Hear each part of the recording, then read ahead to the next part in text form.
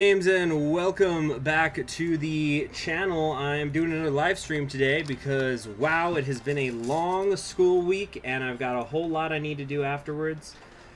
Yeah, I got like 2 papers I got to work on. I got to study for an exam as well. So anyway, it's let's see if everybody's in here first. We're gonna take a couple minutes to make sure the audio is good and stuff, and we're gonna keep going for this achievement. So we'll just wait a little bit while everybody comes in, make sure the chat's working and stuff. Alright, the stream itself seems to be looking good. Right? Huh. You see, it's a little tricky because I always have it on a delay. Oh yeah, stream looks good. Stream looks real good. Yeah. Okay, so we're still going for the Sun Tzu, and by we I mean me, still going for the Sun Tzu Reborn achievement. We're getting closer. Something, right? You know, well, let's see here. I'm wondering if I should I wait around at all? No. Let's start hopping into this already. So we've got Wang Yao Wu. He's the one who I'm intending to become the Sun Tzu Reborn. And we are pushing into our war with the Soviet Union. We're actually going to stop this this little bit here. And I think maybe we're going to try to get France to like us some more again, just so I could take care of some of that. French opinion, world tension, improve relations.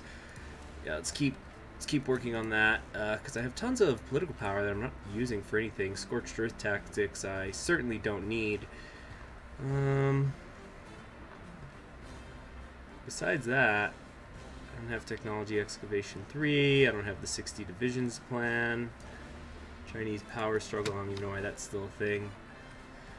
Yeah, so we're focusing on these 30 divisions here and what they are going to do. We might try to push back a little bit here, just so we can only have the 1 tile here in Yarkand, but it's really not a big deal at all. The main thing is, of course, also going to be the supply. I got to keep an eye on it out there. Oh, nice! That's a whole lot of tasty infantry equipment coming in every month from the United States. Give it to me! Oh, yeah, that's right. I can't be trading with the Soviet Union anymore. They are not going to be having that. So I have no convoys, so we kind of have a problem here, actually. I totally forgot to think about this. Okay, it's fine. Check it out. Okay, so we've got plenty of dockyards now. Am I lend-leasing to anybody? Improving relations. No, I am not. I think the United States lend-leasing me, it's going to work out in the end. I think I'll be mostly alright. Let's take a look, actually, at how much infantry equipment. Okay, we'll just put this at the top here.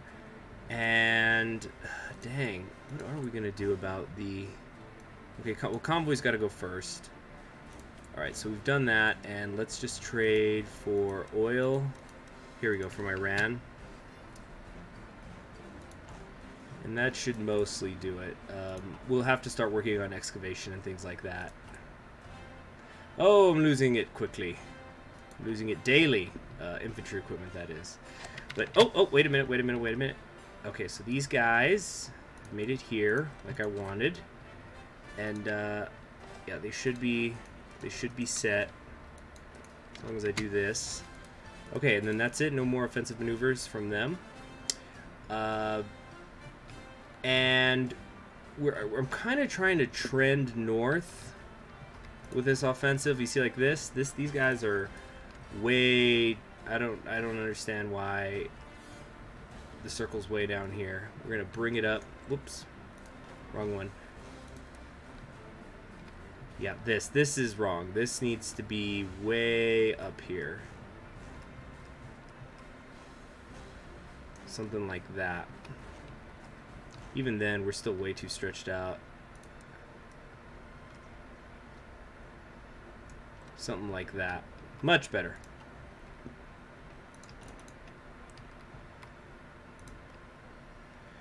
It looks like they're not doing it. They're not trying anything in Mongolia, and it also seems that the United Kingdom is sending volunteers. Jerks. Okay, are we ready to do the French thing yet? At peace with China, and a faction with China. What is your deal? A little bit longer. Okay, Japan's declared war on... Okay, so Japan is still on the offense out there. That's interesting.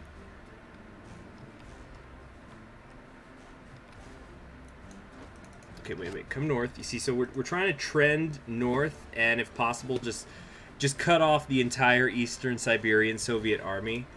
That I'm positive would get me where I need to go. That being Sun Tzu Reborn.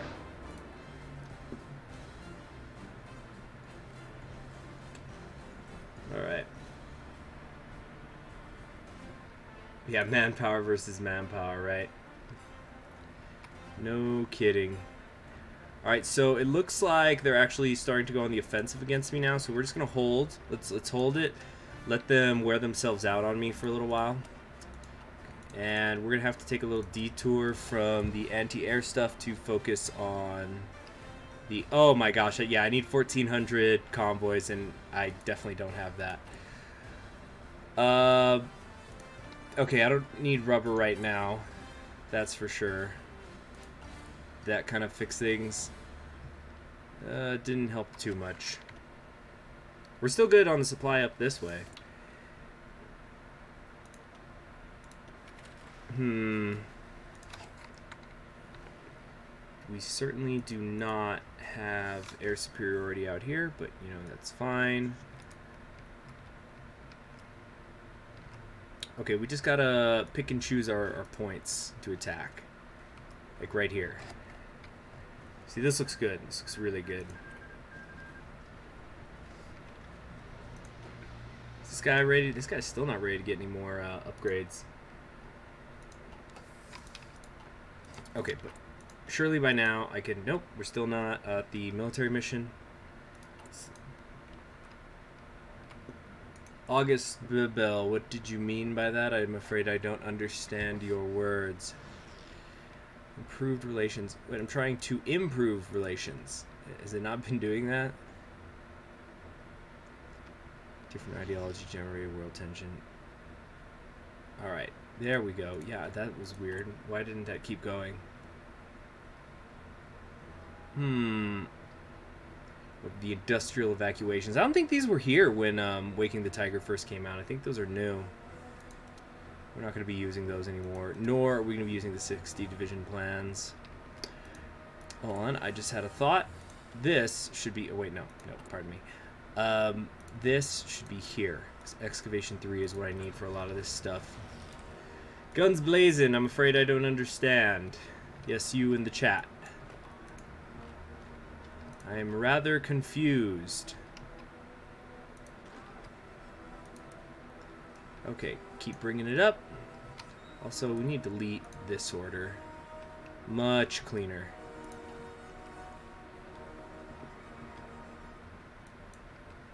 Alright, we're really, we're chugging along now. Got some tanks here we might have to worry about a little bit, but I don't think so. Alright, how many more tiles? 1, 2, 3, 4, 5, 6, 7, 8, 9, 10. Okay, there's quite a few to get up north there, because I don't think that... I think these are still passable areas up here in the north. It's not like in Kaiserreich, where I think that Siberian area is supposed to be impassable. Let's go ahead and take Vladivostok over here in the corner as well. They do have one more naval base there, but that's really it, I think. Yeah, so if we take these two naval bases here, that in Khabarov and Vladivostok, there's no way that the Eastern Soviet Army can reinforce itself.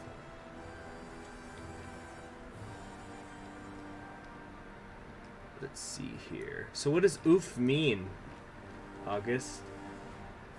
All right, was this Walter is saying in here? It's a quote.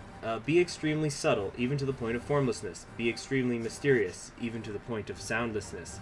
Thereby, you could be the director of the opponent's fate. Oh. I get it. Alright, so what we're going to do is we're going to try to get a little tiny encirclement here. We do want to start taking out some of these armies if we can. We're kind of treading water on the issue of infantry equipment. There's definitely some long-term problems here, though, we're going to be facing. Alright, so we managed to get into Vladivostok. These guys are all going to die now. And let's start poking our way east. Oh, we're getting a little stuck here. Wait, no, we got it. We got it. Ah, France wants to send me help. Thank you. And the Pax Americana thing just finished up. Okay, so since France is helping us, that should mean they like us enough. Wait, no, do they... 64. What's going on? Have I maxed out improving the relations? Generated world tension. Improved relations plus 100. Ah, so the world tension means I'm never going to get it. Fuck. Okay, so what else could I do? Damn it. I guess I could I try to go the United States route?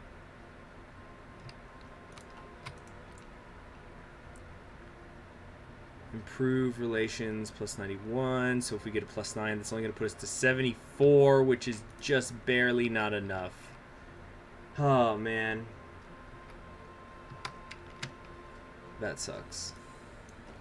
Well, let's try to... We're going to try to get in here, though. We just about got it. Yeah, that's going to roll up nicely. Okay. So what else do we need here? Maybe keep working on the excavation stuff.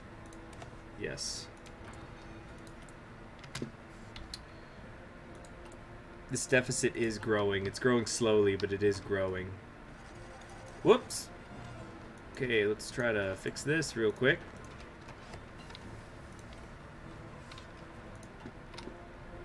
There we go. Alright, we'll wrap these guys up. Like a bow.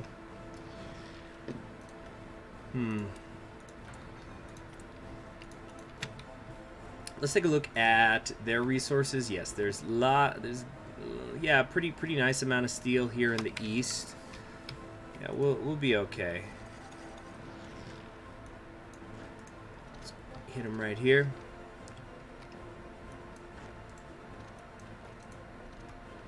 Whoa, now! Get up there. Alright, I got a bunch of stuff I still haven't used yet. Base stability, no. Suppress censorship, I don't need that. Scorched earth stuff's not needed. Stability is pretty bad right now. Why is it so low? It's just I'm at war. Is it really just that?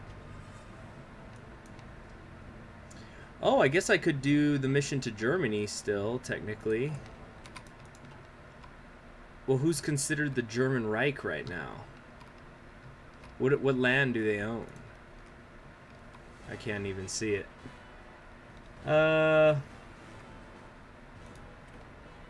Actually, it's a level 9 Field Marshal, August. I don't need to get a 10. Just an 11.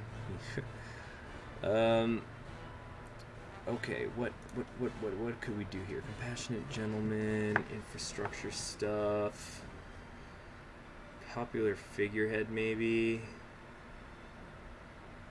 Not spending it on anything else. Sure, let's get that. Oh, I can actually increase up to. Oh wait, can I? No, I can't go to all adult serve. Or wait, I could go to service by requirement, which I technically have no reason to do, so I won't.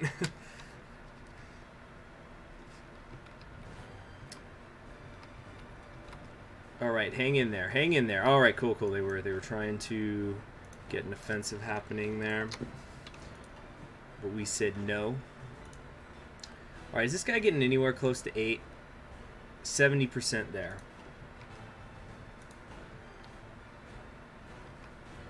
Alright, but we're still steadily moving up. And when these 24 divisions come in, this is going to be big because I'm going to start putting them here to the northwest of Mongolia. So then I can move my blue divisions and keep working my way up.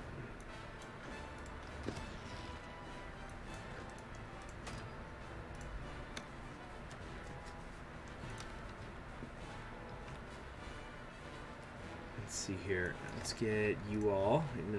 You're gonna attack this way. You're gonna attack this way. Just continuously trying to bite off these little sections of the Soviet army that they are neglecting.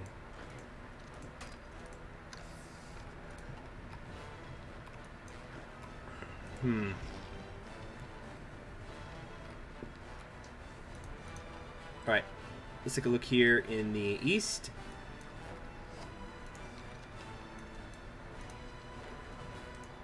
Alright, these twin-pronged attacks should be more than enough to get me. Actually, no, stop here. Yeah, we want to leave everybody here, as many people in the west alive as possible once I take this dockyard. Whoa, wait a second. These guys are getting away from me. British, 15 divisions of volunteers. Thank you very much, Churchill. Okay, how's this looking? I guess we'll try to improve relations, but I don't think I can make it happen. See, they're at 61. I can add another 13. Yeah, it's not going to happen. Guess let's do the mission to Germany. It doesn't hurt, right?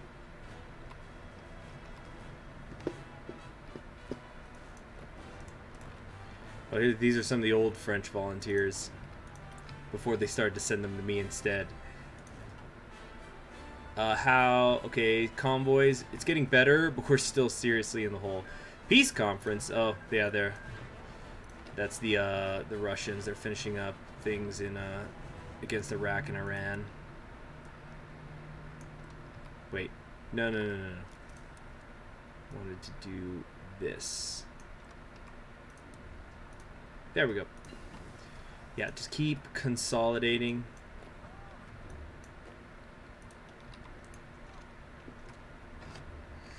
Such a long road north. Guess it's now the Iraqi people's spate under here, under Yusuf Salman? Yeah, Yusuf Salman.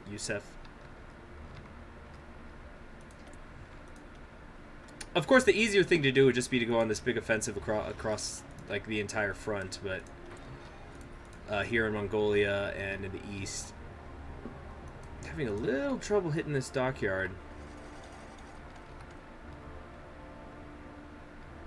Once we've got it, though, everybody in here is going to starve.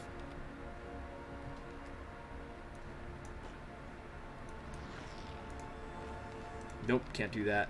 Let's see. Maybe we can try right here. How much longer until these other guys are done? Oh, they're ready to go now. Okay, beautiful, beautiful. So let's send them out. Got another 24. So what I want to do with the 24 of you is something like this, I think. Yeah. Here under Yan Shizan. So once they're in position, we're gonna start shifting things around again.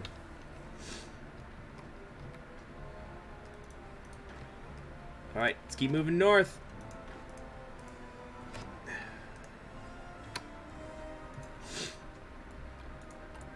Oh, nobody said it would be easy.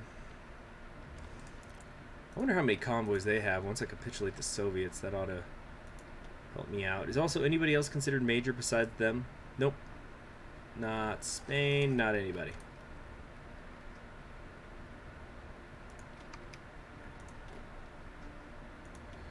What is he at? 72%. Well, it's because we're not really getting encirclements. Encirclements are how you get this achievement.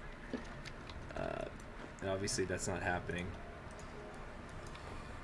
At least I'm having some trouble making that happen. But we're in the positives again down here, so that's good.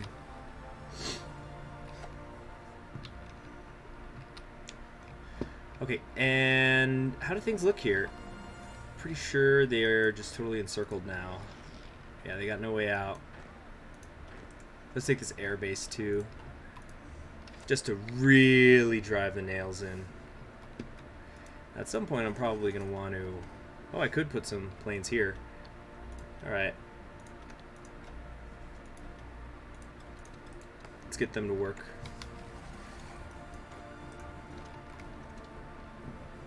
Did I hit the button that... Yep. There we go. Couldn't see them for a minute.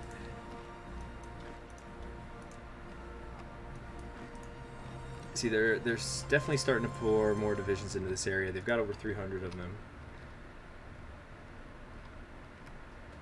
Yeah, and they're just wiping themselves out on my lines over here.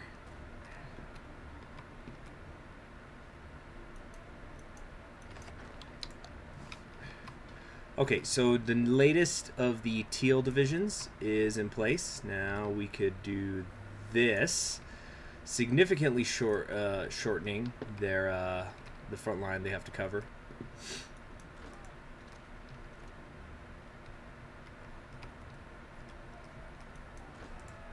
All right, keep heading north.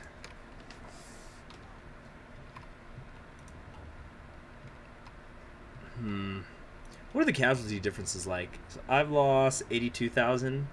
Soviet Union alone has lost over 1 million against me. Wow, I actually did not expect to have hurt them that much. Because I've only been getting a couple of encirclements here and there, just isolated divisions, nothing too serious. So I'm genuinely surprised I've hurt them that bad.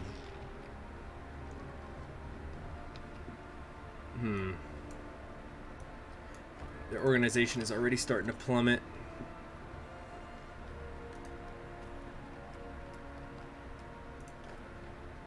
Now what we need to do next is start preparing for when we're going to push back east.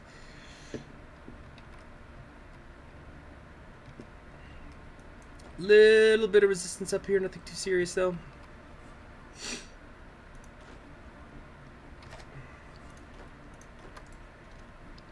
Okay, let's try to come up here and shorten this front. Alright, mission to Germany is complete, and that's really not going to do anything for me. Let's take a look at the United States here. Yeah, it's only maxing out at 74 by my count each time.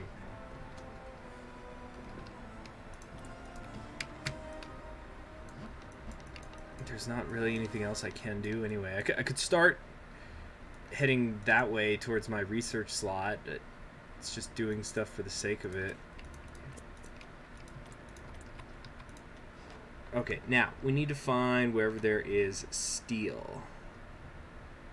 Steel, steel, steel. I think I've already maxed out all of it. Anywhere I have it. There, put some there. It seems to be it for right now. Guess let's just build infrastructure as we go forward.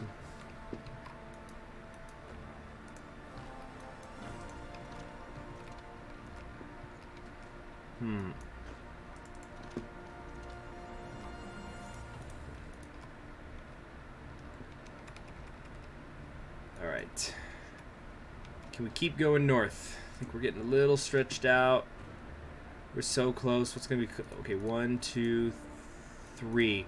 Yeah, right here. We gotta... This is where the breakthrough needs to happen. These 3 tiles. We're so close. Whoa, now.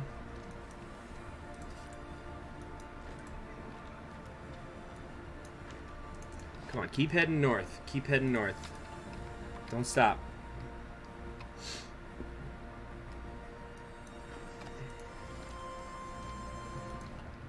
Okay. What are you talking about with the Feudalism game? Look, guys, I upload my schedule once a week on the community page. So if you're curious about when something's uploading, that's where you need to check.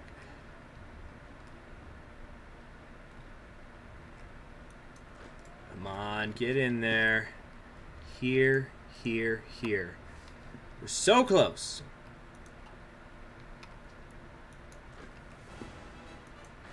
There we go, got another teeny tiny encirclement. Let me double check. Yeah, there are no other... I don't see any, unless this counts. The Kamchatka one, which I doubt. Alright. Okay, all the excavation crap is done. Now we can start working on other things again, more important things.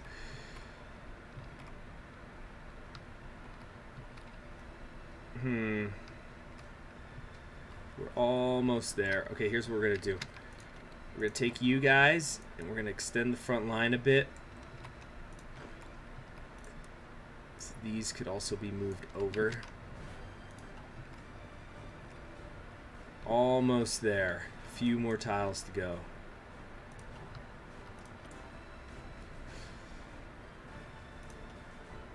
I can go all the way to all adult serve if I wanted to. I can go to scraping the barrel if I just wanted to be a total jackass. Oh goodness, it is tempting. Do I really need the factory output and stuff right now? I don't think so. So let's do it. Hey, maybe I'll get the scrape. Maybe I can try to get the scraping the barrel achievement as China. Yeah, doing it. It's already been done. Accepted, everybody.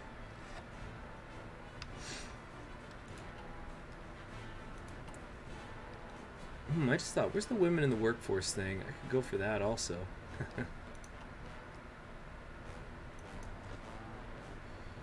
Alright. Yeah, I think we're going to be mobilizing for a long, long time now.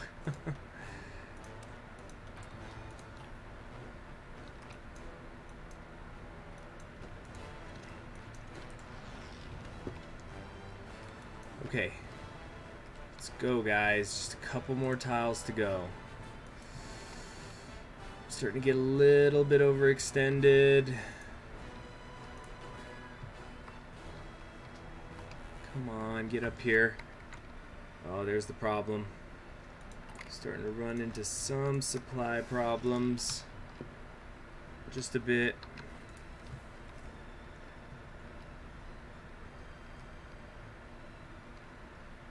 How's this going? Oh yeah, the army's been slowly squishing them, even though I haven't been telling them to. I have not been telling them to. Come on, guys. We gotta get there. We gotta get you there. We've almost made it. Up, up, up into the icy Arctic.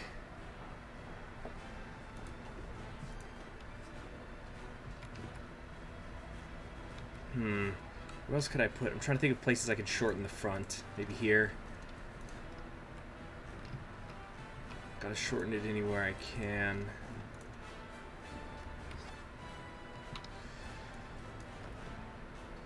How long is it gonna take? 51% attrition. It's gonna take almost 5 days for them to get up there.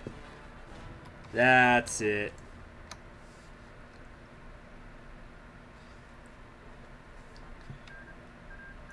Alright. Iranian Communist Authority down.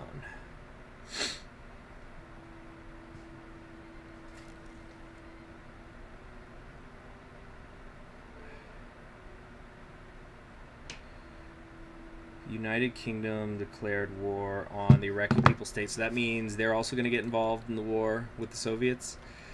Ah, now they want us in. Oh, Churchill. You're such a real politicker. Yes, I will join the Allies. Thank you very much. And also, that should mean, yes, the French shit is wide open again. Okay. This is very good.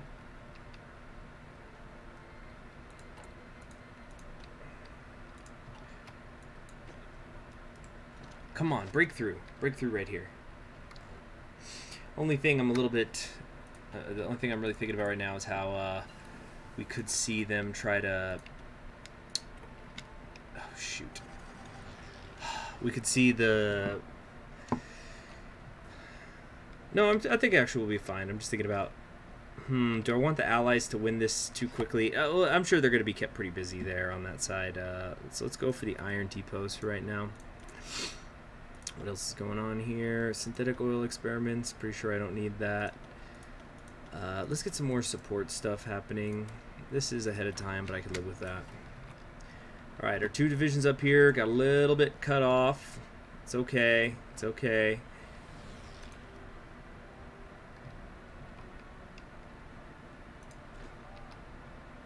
Actually, and I'm gonna... I usually don't like... I don't like to give XP to other divisions, but... Let's try to close this up, just because then we're going to close all these pockets we're covering right now. Make things much, much easier.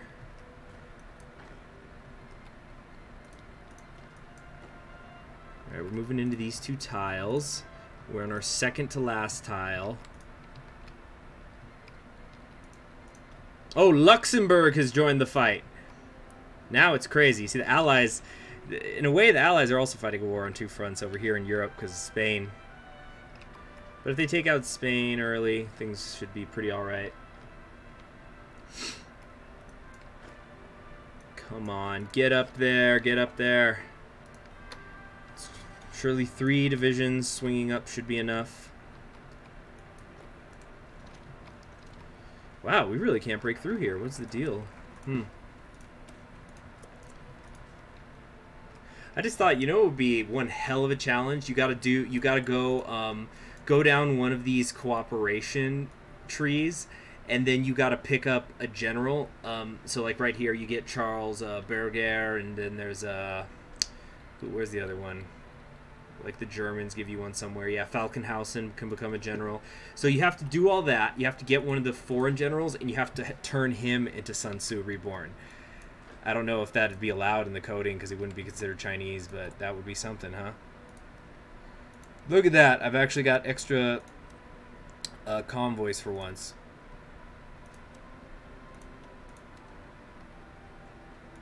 Better. Much better. Alright, Yugoslavia and Confederation is capitulated. Ooh, they're trying to... Damn it. Yeah, as soon as I get up there, they counterattack. There's only 6 divisions between us and the Arctic.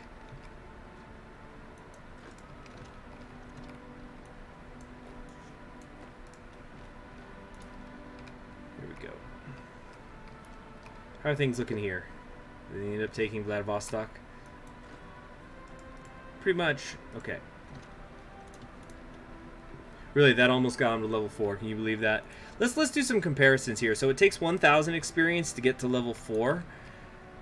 But I come over here to my field marshal. For him, it takes him. It's going to take him 7,500 experience. I'm still just 76% of the way there. And he's also missing a division right now. Whoa! Let's not do that. Okay, we'll pull him. Pull one of you guys. Bring him over here. Come on, stretch, stretch, stretch, stretch. Get there.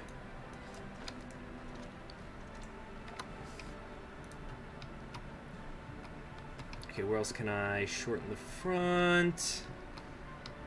The front's basically as short as it's gonna get. And let's kind of keep a general eye here. It looks like the Allies are losing on continental Europe. Yeah, France is gonna capitulate again. Which is fine, I don't want them to end the war too early. Not when I'm getting experience.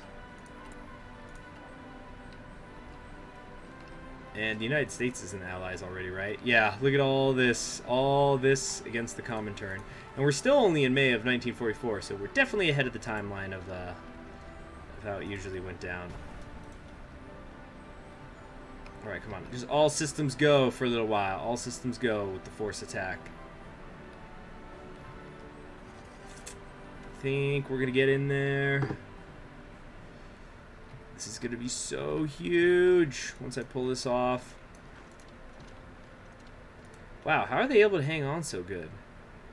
River crossing? Where? There's no freaking river crossing. Some kind of error, I guess.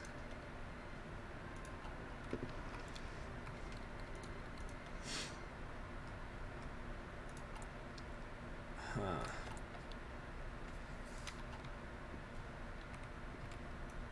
Come on, are you not moving? Okay, how much longer is this going to take? 3 days. A little over 3 days. Come on, you got to get in there, guys. You got to get in there. We're already pushing them well here in the east.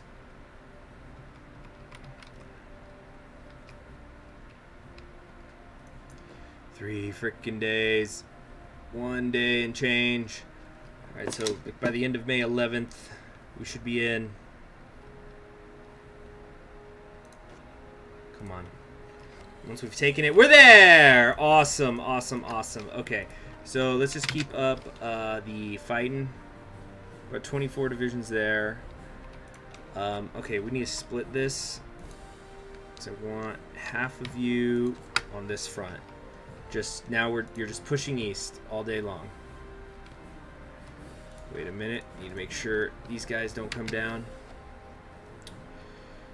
Yeah, come on. Redistribute the lines, everybody. Okay, and what we need to do with you all is we're going to extend their line all the way to the north, which I think, yes, they could just barely do that. And then once they're all set, we're going to move Wang's units over here to the east, all of them, the eastern part.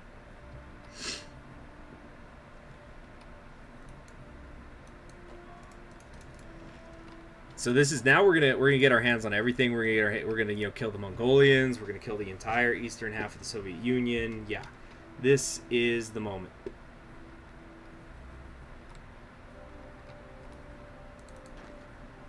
Okay, what's next? Support equipment I don't have. I probably should get rid of the field hospitals. No, who am I kidding? I'm not gonna be able to do this scraping the barrel thing, or am I? No, I'm not going to be able to. Although, yeah, I actually am going to get rid of the field hospitals, though. No need to make this harder than it needs to be. Because I don't have to have them all die. I just need to have them queued up. You guys know what I mean?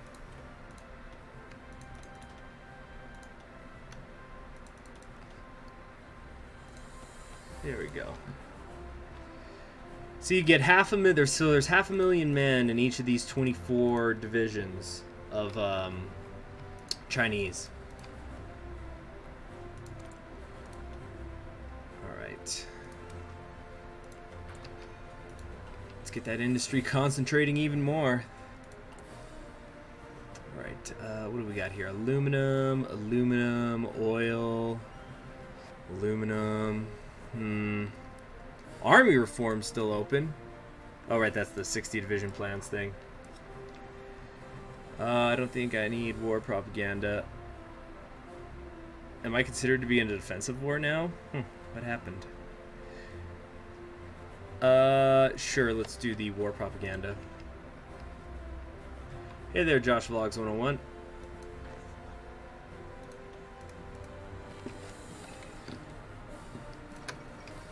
Alright, there goes France. No! Then its stupid mission capitulated. Stupid France and their stupidness. Dumb. Okay, look, you got Free France down there. Does that count? Okay, there's a swap over happening right now. Something's getting released. It's probably France. Or I don't know. Okay, what just happened?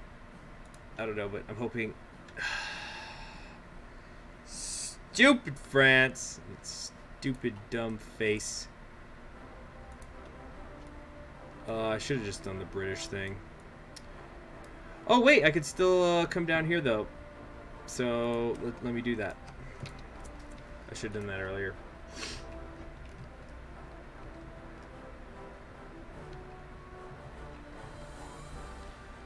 Alright.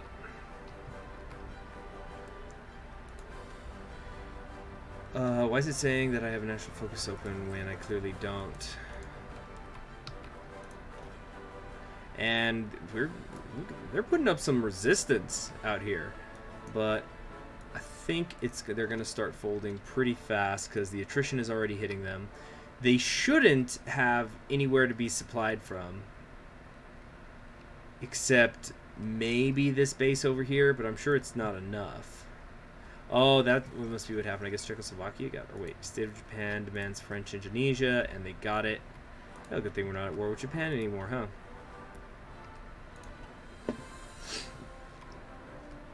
Okay.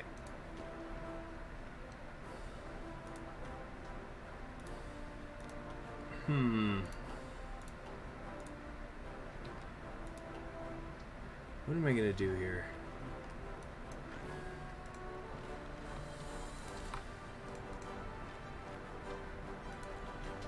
Okay, we gotta make space. We must make space.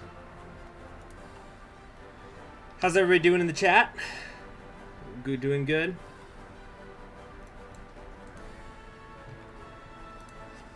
Right, and supply issues, are there any? There's a little bit up here in the far north, in the far frigid north. That's it. Can everybody hear me all right on the audio?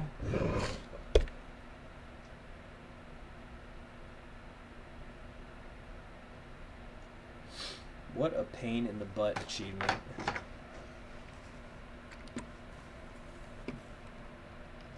Good boss, yeah. So one of these days, I'm definitely gonna do the communist China run. Not right now though. Not today. I don't know when that'll be. That'll probably be maybe come winter break or something. See now, are they? You see, here's the thing that's worrying me. I'm not seeing these people begin to. Oh no, no, not all of them though. Some of them are, and some of them aren't suffering from attrition, which makes me wonder what's the deal with that. Oh, and there go all my convoys. Oh, it's from the Lend-Lease. Yeah, because Communist China has got some pretty interesting achievements. I think there's 3 they've got. Let's see here. We've got the Made in China one. That one I'm sure would be pretty easy. Although, let's see. No, because even I have only 94 military factories right now, so it's not that many. I mean, the 100 factories actually is a lot, at least in the base game. So Made in China, that's an achievement that comes with that. Oh yeah, Pandemonium. I gotta figure out how to do that one. This is probably an easy, cheap way to do it, just to check it off real quick. Yeah, but anyway, no, it's okay. So Made in China, and whoop, there goes the Slovaks. Hail to the China. I mean, Made in China. And there we go here. The people have stood up when the Chinese Civil War. Yeah. I think it's... Is it just those 2? I thought... for some reason, I thought that Communist China had a 3rd achievement associated with them. But the people have stood up is basically a world conquest achievement, which this is also rapidly becoming. But I'm trying to get through these damn support role things so that I could begin to renegotiate the unequal treaties and get my hands back on, you know, my proper clay.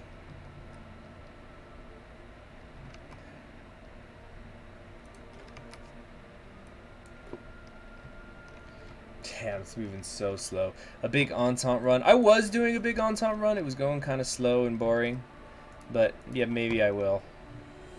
Sometime. Not today, but sometime. Whoa, what's going on here? What's up with that?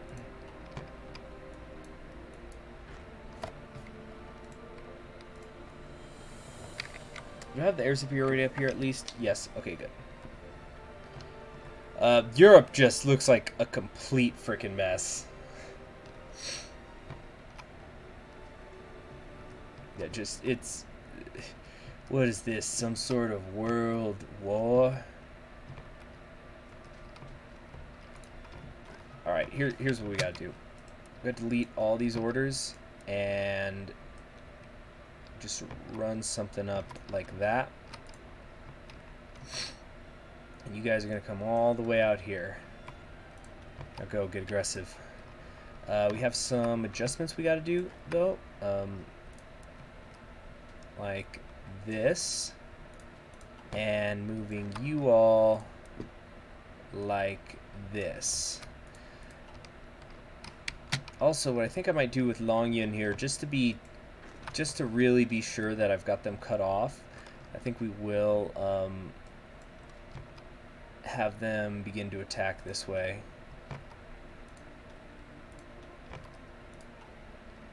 There must be somewhere they've got a... They are getting some supply from. Or wait a second. No, I was about to say it's because not everybody's suffering from attrition, but... No, yeah, these ones still aren't suffering from attrition. Okay, you know what? Second thoughts, stop.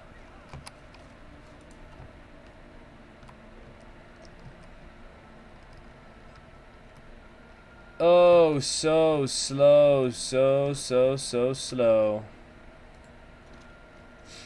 Yeah, it is 5 speed. It's because everybody's built a million divisions. Look at this. Like, the Soviet Union probably has like 600. You're right. I should just do a Kamchatka naval invasion. That'll be much easier. Without also killing a bunch of divisions that I want other people to get. So let's see here. Let's take you all and do this from here to there.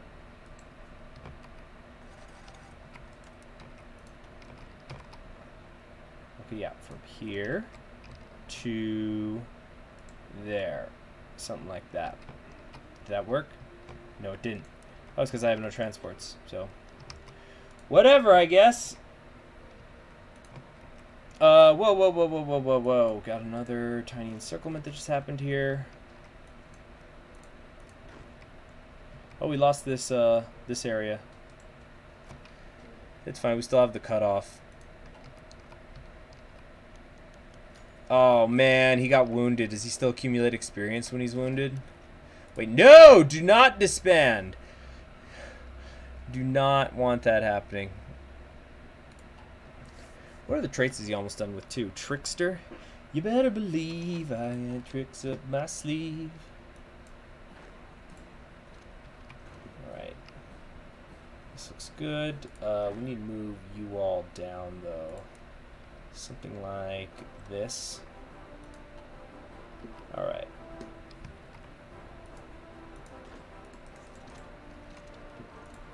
Right here. Still mobilizing. What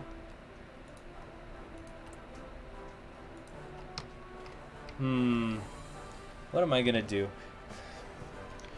What am I going to do? We're still investing in shipbuilding. Okay, this is getting ridiculously so. Check this out. I've got reading I've got to do today, so what I'll do is, while we wait for these encirclements to start paying off, or wait a minute. Let's see, how long have I been recording? I'm going to probably go for another, like, 13 minutes at least. I feel like they should be suffering from much more attrition than they actually are, which is really starting to annoy me.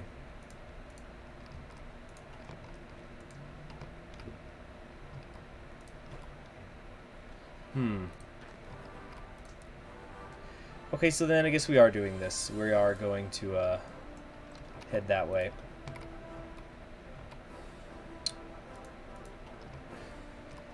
In my continuing effort to try to swallow up the Soviets. Why did they kick us from the faction? You fucking dicks. Son of a bitch. Hate this fucking game. I really do sometimes. I just hate it. Hate this shit. Because you know what? If I'm not in the ally by the time I get down there... Well, first off, actually, if I'm not in the allies, I can't get down there. So you know what? We're kissing awake and angry goodbye. It isn't happening. Anyway, I was saying I have reading that I need to do, so what I was... fuck's sake. So what I was thinking is... I was thinking about, like, maybe I could read it. Maybe you guys would find it interesting here, since we're just sort of staring at the screen right now. Here, you know what? Let me go get the book. I'll be right back. Or one of them. Yeah, just... I can't believe that shit. This game is such a joke.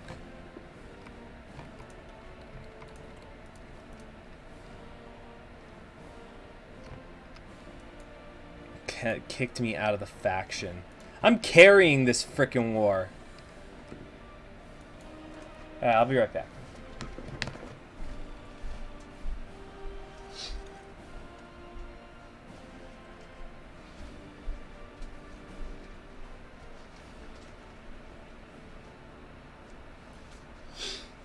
Whoa! Almost tripped. Okay, so I'm back now. So, this is this book I gotta read this weekend. It's called Isabella of Castile. You know, Isabella, the Catholic monarch. When, you know, the song Bugs Bunny sang, the good Queen Isabella gave her jewels to the fella. And then Columbus went and sailed the ocean blue. Something like that, right? You guys know what I'm talking about?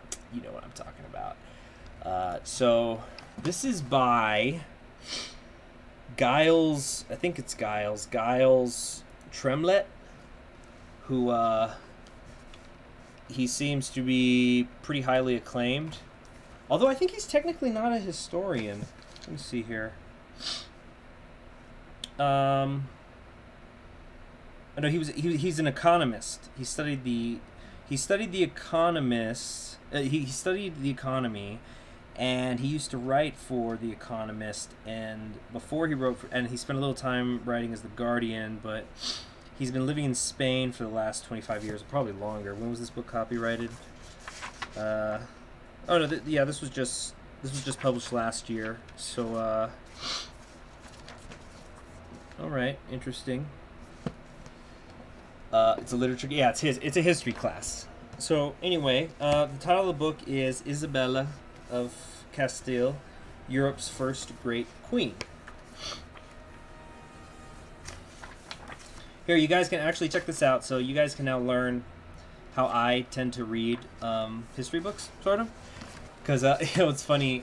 One of my professors just yesterday, she was talking to us about just like what was going to be going on for the rest of the semester, but also like the kind of writing she was expecting for us. We've already turned in a few papers, but she wanted to talk about she was talking to us about improving our writing for the class and the reading.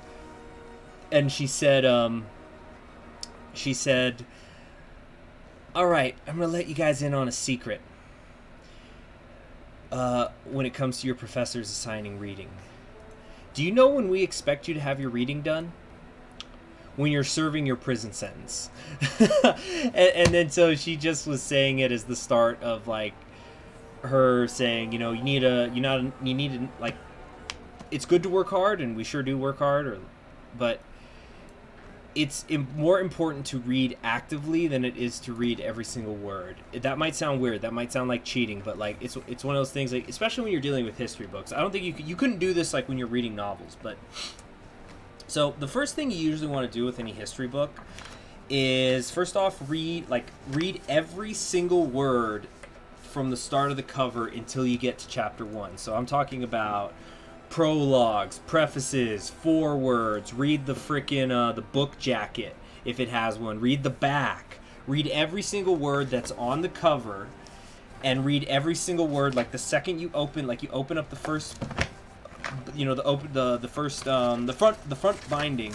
You open it, and like here, I'm gonna put my ASMR book turning, and then you're gonna do this.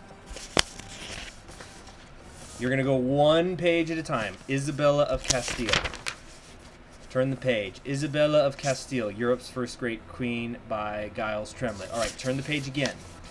Now we've got some epigraphs here. So I'm going to read the epigraphs.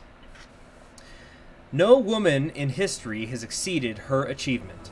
Hugh Thomas, Rivers of Gold, The Rise of the Spanish Empire. Probably the most important person in our history. Manuel Fernandez Alvarez, Isabella la Católica. So, there's a, so like, all right, you see, this is what I'm talking about. So I just read these epigraphs. So now it's establishing a context, because like you're somebody, maybe you just picked up this book, Isabella Castile. Who is this? Okay, she's apparently there has not been a single woman in the history of the world, according to this other author, who has exceeded her achievements. And she is probably the most important person in Spanish history. So you're already getting context. All right, now continuing the ASMR. All right, dedication to Katharina Blanca Scott for all we have done and made. I don't know, maybe that's his wife or something. Table of contents. Read the table of contents. Okay, so we've got a map tree. There's a family tree. There's going to be an intro. Contents. You can, you know, maybe you don't need to read the table of contents. Like the chapter titles, but sometimes it actually can be helpful, so I'll actually read them out. But this is actually a part I would say you probably don't have to do. So, okay. No man ever held such power. Chapter 2, the impotent. Chapter 3, the queen's daughter. Chapter 4, 2 kings, 2 brothers. Chapter 5, bulls. Chapter 6, choosing Ferdinand. Chapter 7, marrying Ferdinand. Chapter 8, rebel princess. Chapter 9, the Borgias. Chapter 10, queen. Chapter 11, and king. Chapter 12, clouds of war. Chapter 13, under attack. Chapter 14, though I am just a woman. Chapter 15, the turning point. I think you guys are already starting to get kind of a sense of things. Now, the table of contents, this is more of a narrative history as far as I can tell. So, it's going to be less analytical, a little bit less encyclopedic. But, like, for example, you know, I want to go, maybe I want to go look at a certain, you know, the table of contents is really for after you've already been reading the book. So it's like, I want to read about Isabella and her expelling the Jews. Okay, chapter 26, expulsion of the Jews. Over here we've got chapter 23, the Tudors. Chapter 24, Granada Falls.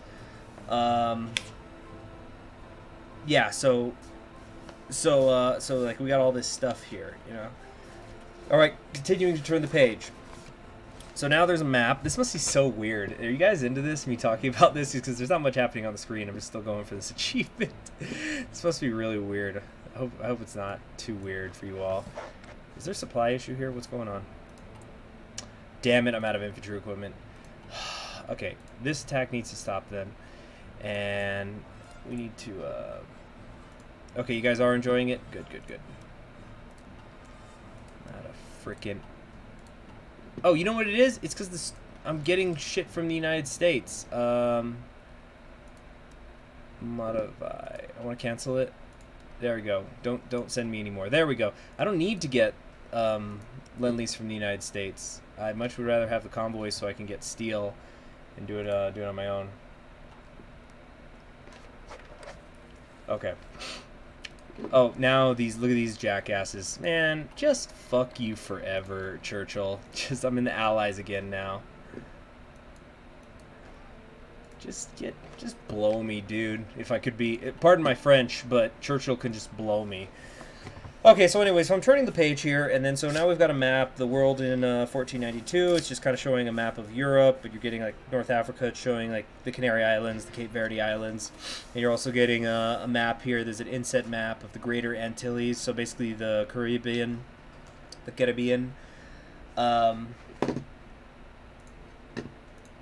Let's see here. Okay, yeah, let's keep heading this way. Everything's looking good. Tell me this guy's at least reached level 8. Jesus! Mary and Joseph! Somebody help this guy. Okay. So this is saying, you know, we're going to be looking at Europe, we're going to be looking at North Africa, we're going to be looking at Caribbean, obviously. Okay, I'm turning the page again. Now there's a more detailed map. Iberia in 1492. It's showing Portugal, Castile and Leon, the Crown of Aragon. It's breaking down, it's showing rivers, it's showing provinces. This is actually a very detailed map. It has Navarre. It's showing some of the provinces in southwest France. All right. Let's try to invest in the shipbuilding. Look at that. Look at that. We're almost... Cool. You see, now we got steel. And with steel, I can just build my own damn guns. Okay, and then next page, another map. We got Columbus's voyages, showing all 4 of his expeditions into, you know, like the Caribbean and a little bit into South America and also, you know, Panama, the Panama area. Okay, turning the page again, we've got more info here. The family tree of Isabella of Castile. What I like here is it actually starts with her, with John of Gaunt. So John of Gaunt was the Duke of Lancaster. He was a Plantagenet. And Isabella was his descendant. So I believe John of Gaunt was her, yeah, well, I have the family tree right in front of me. Let me take a look here. Yeah, so John of Gaunt had a daughter, Catherine, who had a son, Juan II of Castile, because she had married the King of Castile. So her granddaughter was Isabella. So Isabella's great-grandfather was John of Gaunt, who was the father of Henry IV. And yeah, kind of, yeah, you're seeing like Ferdinand II's family tree here.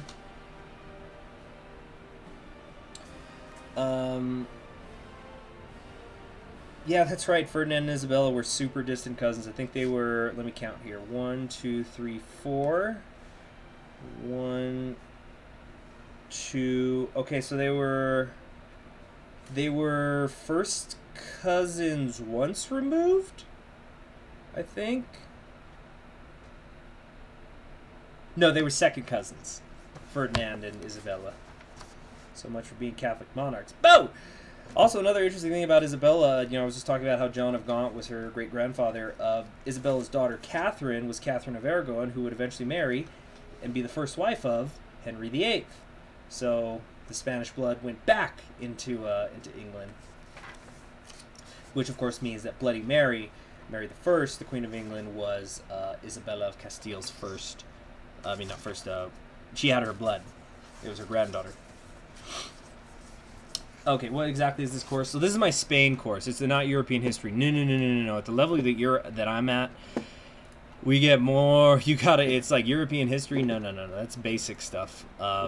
You get much more specific. I'm taking Spain, which is actually in of itself not too specific, because I've taken specifically a medieval Spain class before. Having said that, this one that I'm currently taking, because it's with a professor who's the head of the graduate program, we're going into so much more detail still.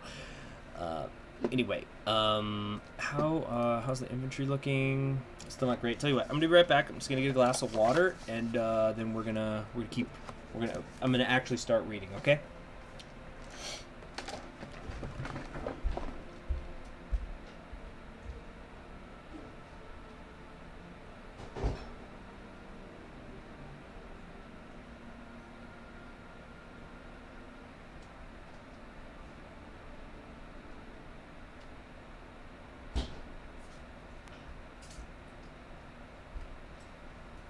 Oh, okay, got some water.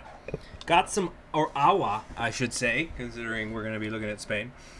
What now? Oh my goodness, resistance to occupation, Lord Almighty. Feel my temperature rising.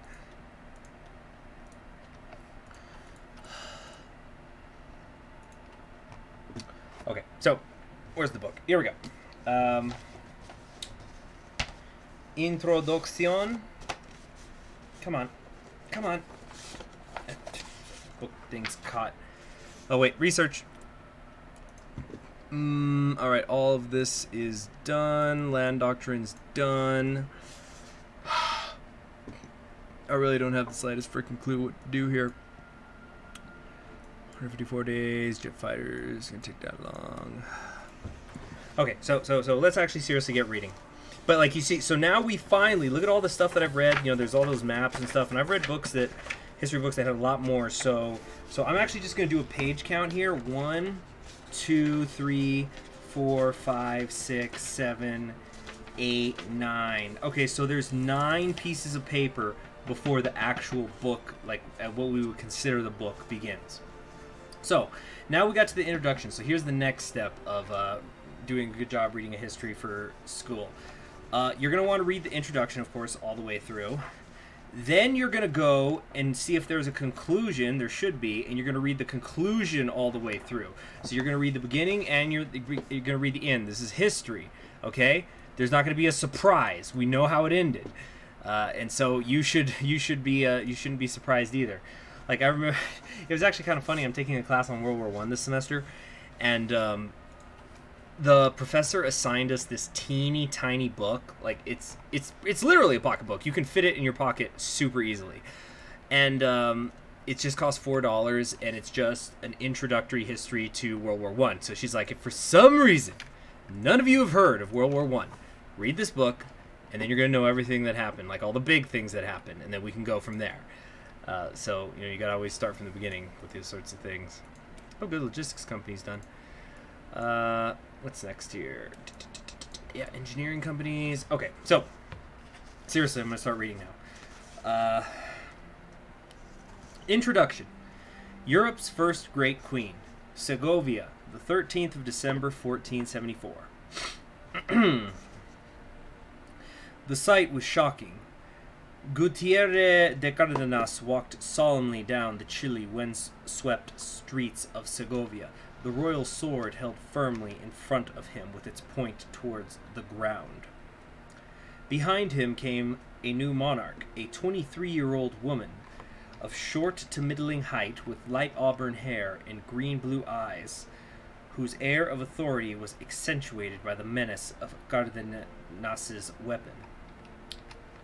This was a symbol of royal power as potent as any crown or scepter. Those who braved the thin, wintry air of Segovia to watch the procession knew that it signified the young woman's determination to impart justice and impose her will through force.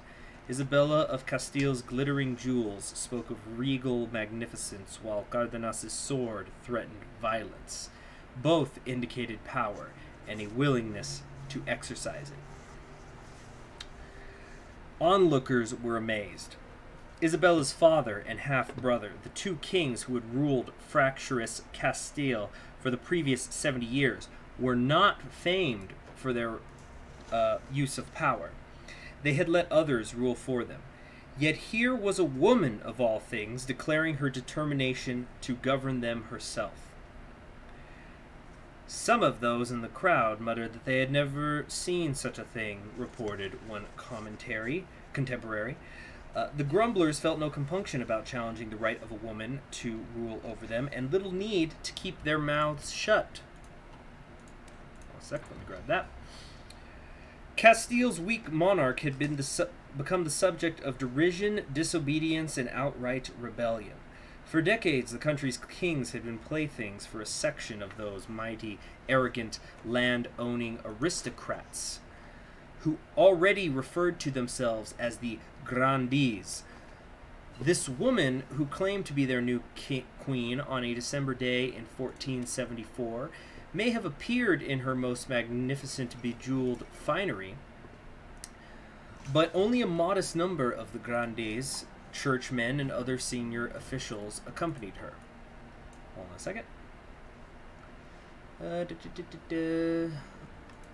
second. Let me figure this out. Okay. Wait, I gotta do a couple things here. I need to delete this. Delete. Oh, he leveled up! Wait, no, that's not him. Damn it. I don't want him getting experience. I want Wang getting experience. And I think he did. I think Wang just hit level 8. Nice. Okay, wait, let's check this. Has he? Yes, indeedy. Feed the needy. We're almost there, everybody. We're almost there.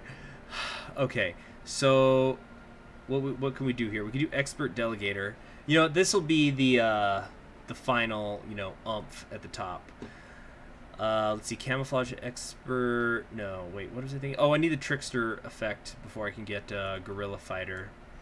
So maybe organization first. Thorough planner, fast planner. Let's get fast planner. Sweet. Very nice, very good. Whoa, what's happening here, boys? I know I don't see what I think what I'm seeing. No good and well, you didn't just let the Soviets run wild.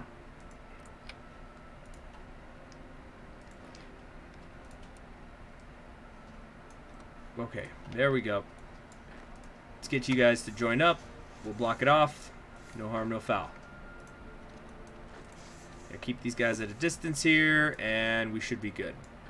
Close this. All right. My guide is dated. Okay, W&R, tell me, how is my guide dated? I can't wait for you to tell me the same stupid reason that everybody does. Jeez. There is nothing dated about the guide. The only thing that's different is that they inserted RNG so that sometimes it doesn't work, which there's literally nothing you can do about it. It's been commented by me and by several other people in the comments of that video. The console command. Am I looking at useful charts chart? What? I'm looking at a book here.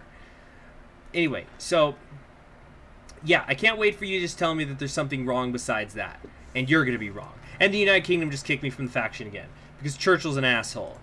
Fuck you, Churchill. I'm about to like do a Germany game and invade UK just to hurt him. You see, now, and you're changing the subject. You see, you don't have shit. There's nothing out of date about the guide, and so I'm sick of hearing it.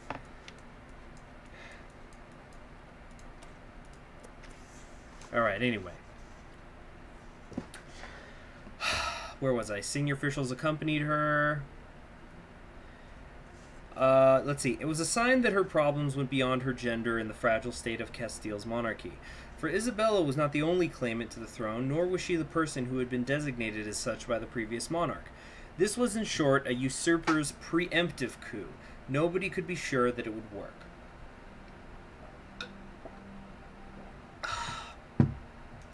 Castile was the largest, strongest, and most populous kingdom in what the Romans and their Visigoth heirs had called Hispania, and which today is divided between the two countries of the Iberian Peninsula, Spain and Portugal. Why are these guys not moving? They're on aggressive, right? Not being too aggressive. Be a little more aggressive, guys. A little more. Just a pinch, if you would.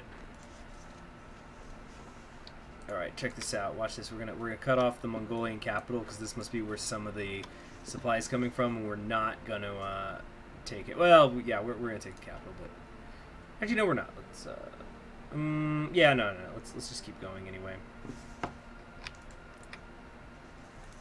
So, with upwards of 4 million inhabitants, it was significantly more populous than England and one of the larger countries in Western Europe.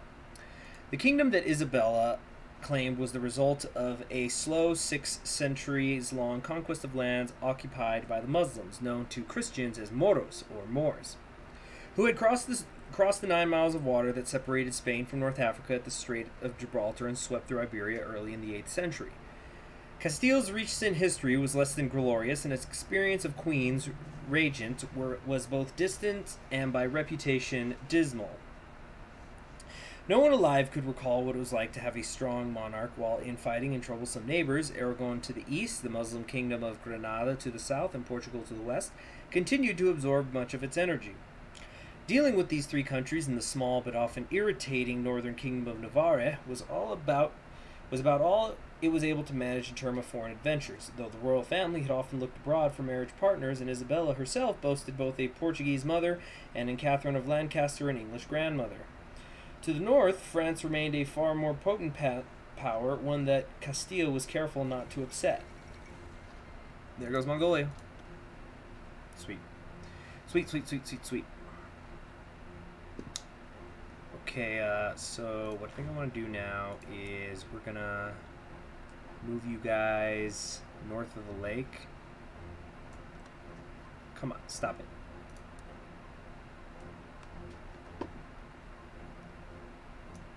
There we go.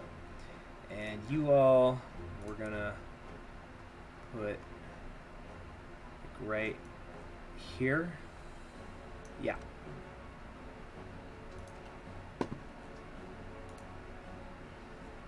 Alright. We're running out of steel again. Okay.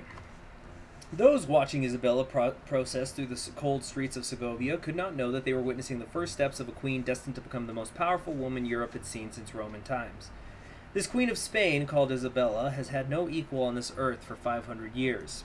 One awestruck visitor from Northern Europe would eventually proclaim, admiring the fear and loyalty she provoked amongst the lowliest, wait a second, lowliest, like they're lowlies? What? No, I'm kidding. Let's see, just real quick here. So I need 10,000 experience. He's at 24. Let's see if it moves up on its own at all. One awestruck visitor from Northern Europe would eventually proclaim, admiring the fear and loyalty she provoked amongst the lowest of Castilians and the mightiest of grandees. This was not hyperbole. Europe had limited experience of queens regent, and even less of successful ones. Few of those who followed Isabella have had such a lasting impact. Only Elizabeth I of England, Archduchess Maria Theresa of Austria, Russia's Catherine the Great, outshining a formidable predecessor, the Empress Elizabeth, and Britain's Queen Victoria can rival her, each in their own era. All faced the challenges of being a female ruler in an otherwise overwhelmingly male-dominated world, and all had long, transformative reigns, leaving legacies that would be felt for centuries. Only Isabella did this by leading a country as it emerged from the troubled late Middle Ages, harnessing the ideas and tools of the early Renaissance to start transforming a fractious, ill-disciplined nation into a European powerhouse with a clear-minded and ambitious monarchy at its center. She was, in other words, the first in that still small club of great European queens. To some, she remains the greatest. No woman in history has exceeded her achievement, says the historian of Spain, Hugh Thomas. Oh, Afghanistan joined the Allies. Whoop-a-dee-doo. This author agrees, at least as far as female European monarchs and their impact on the world is concerned. Okay, I'm gonna check something here real quick. Still does, so it does still say, oh, you want me in the faction? You freaking cock.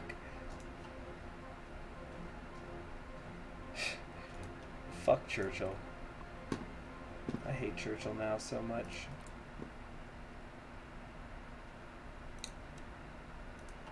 Keeps bringing me in, bringing me out, bringing me in, bringing out, in and out, in and out, and out, and out, and out.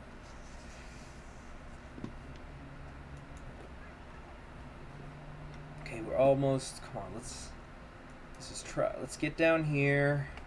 Cut off a bunch of these divisions. I am getting the feeling though that a bunch have left here through Kamchatka. But once that's done, you see they're still trying to push in from the west, so all they're doing is creating casualties.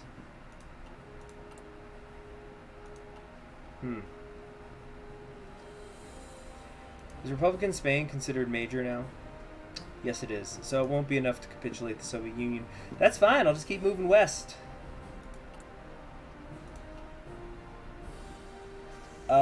Okay. Next paragraph. Isabella's achievements are not just remarkable because of her sex, merely more so. Isabella appeared after more than a century of crisis in Europe. In 1346, a force of besieging Tartars had catapulted the blotchy, plague-ridden bodies of Black Death victims into a Genoese garrison in the Crimea. This forced them into galleys which carried the disease into Europe, or so the Genoese writer Gabriele de Mussi claimed after watching the plague devastate his hometown of Piacenza. In fact, the Black Death took many other routes into Europe where it killed a third of the population. Love this logo with the fist. Just punch in the sky. This accelerated the demise of the feudal system in much of Western Europe, starving it of manpower and provoking everything from peasants' revolts to the abandonment of productive land. Then in 1453, the handsome, dashing 20-year-old Ottoman Sultan Mehmet II ordered that his galleys be pulled overland into the Golden Horn, cutting off the capital of Eastern Christendom, Constantinople. This soon fell into his hands. Muslim armies then completed their occupation of Greece and much of the Balkans, marking a new low point in the history of Western Christian Europe. The explanation for all of this in a world dominated by religion and superstition was simple and widely shared. God was angry. His wrath had fallen on a sinful world, and in some parts it was believed that he slammed the door shut to heaven. Christians had long dreamed of a mythical redeeming leader, the last world emperor or lion king who would recover Jerusalem and convert the world to the true faith. Now, with Islam on the rise and themselves faced with apparently irreversible decline, they needed such a leader even more urgently. The Castilians hoped that the great savior of Christianity would be one of their own monarchs, but weak kings brought constant disappointment. Foreigners saw a squabbling. Nice, we got the encirclement. Hold on. Nice. Alright. Let's come down here. Now, what we're going to do... Okay, we got to do a couple things here. Pause it for a second. Actually, no. There's no time. Ain't got time to pause. Alright, we're going to split this in half. Let's put you guys over here. You're going to do that. Half of you, though, we're going to bring over here. Like so. You're going to be doing this.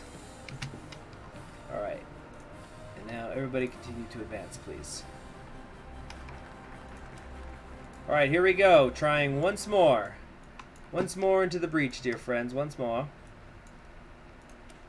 To order destroyers.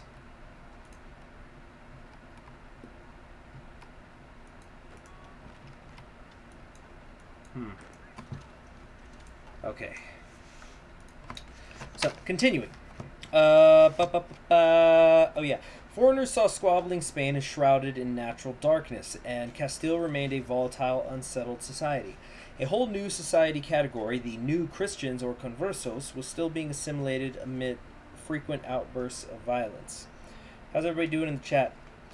The Conversos were the children and grandchildren of what had once been the world's largest community of Jews, most of whom appear to have been forcibly converted 80 years earlier. In the cities, a growing bourgeoisie of wool traders, bankers, merchants, and local oligarchs struggled to assert itself. Elsewhere, many strived to attain or maintain the privileges of class, often personified by the broad, if sometimes impoverished, category of hidalgos whose name derived from the term hijos de algo, or sons of something. But real power still lay in the vast untaxed estates of grandees, military orders, and the church, which were also the biggest threat to royal authority. What chat am I reading? The YouTube chat, obviously. What are you talking about? What I'm reading? I'm reading a book. Wait a second. There's no divisions assigned here. Okay. There's no units assigned to that order. Ah, well, there's your problem. Here's your problem. What's going on here? It won't, It's acting up on me.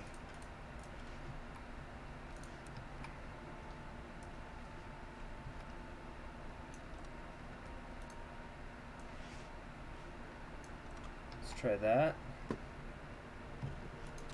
There we go. Okay.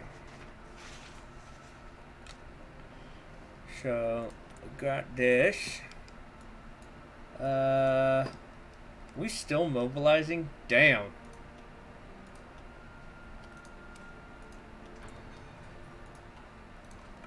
So, wait.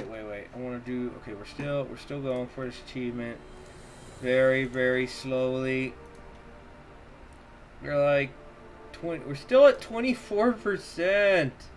So basically the only way I'm getting any experience with this dude anymore is via overruns. Fuck. But let me check something here on the second monitor.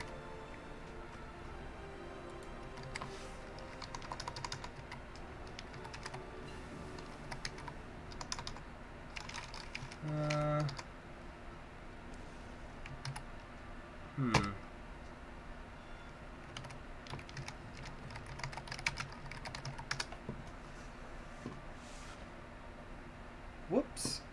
I'm trying to check something that's wrong here. I'm trying to check the stream.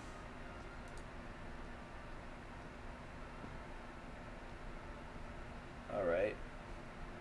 I'm finally done with that fighter. How many more days on this national focus? We're not even halfway there. Goodness gracious.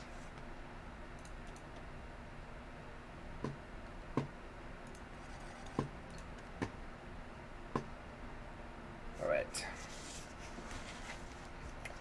Where was I? Foreigners, hidalgos. Alright. Yet, in a continent split into dozens of quarrelsome kingdoms, city-states, principalities, and duchies, Castile was one of the few countries with the potential to produce a leader who could reverse the flagging fortunes of Western Christendom. Vast flocks of hardy, fine-haired merino sheep, some 5 million animals, had turned it into what one historian called the Australia of the Middle Ages. With wool traveling north to the sophisticated textile centers of Europe. In Rome, the spiritual capital of Europe, the Pope was only too aware of the importance of this wealth, since Iberia provided a third of the papacy's income. No one had ever imagined that the last world emperor would be a woman, but Isabella, in alliance with her husband, King Ferdinand of Aragon, did more than any other monarch of her time to reverse Christendom's decline. Despite this, appreciation of Isabella has remained a largely Spanish thing. There are many reasons why. One is her use of violence. This is a legitimate and necessary tool for exercising power, but it is also often deemed disturbing when used by queens, as if those who usurp the male role of leadership are driven by dark and vicious forces that annul a supposedly natural, gentle femininity. Isabella had no qualms about employing violence, feeling the hand of God behind every blow delivered in her name. Nowhere was this more so than in her attempt to finish off the so-called Reconquista by defeating the ancient Muslim kingdom of Granada. Isabella admired Joan of Arc, but made no attempt to imitate her by leading troops into battle. That was man's work, and she firmly believed in the division of the sexes, and classes, faiths, and ethnic groups. In that and many other things, she was not just a woman of her time, but a ferociously conservative one. nor did she feel it necessary to feign any form of masculinity, though men often found they could explain her extraordinary success only by attributing to her some of their own male qualities. Where Elizabeth I would later proclaim herself to have the, quote, heart and stomach of a king, unquote, Isabella preferred to express angry astonishment that, quote, as a weak woman, unquote, she was so much more audacious and belligerent than the men who served her.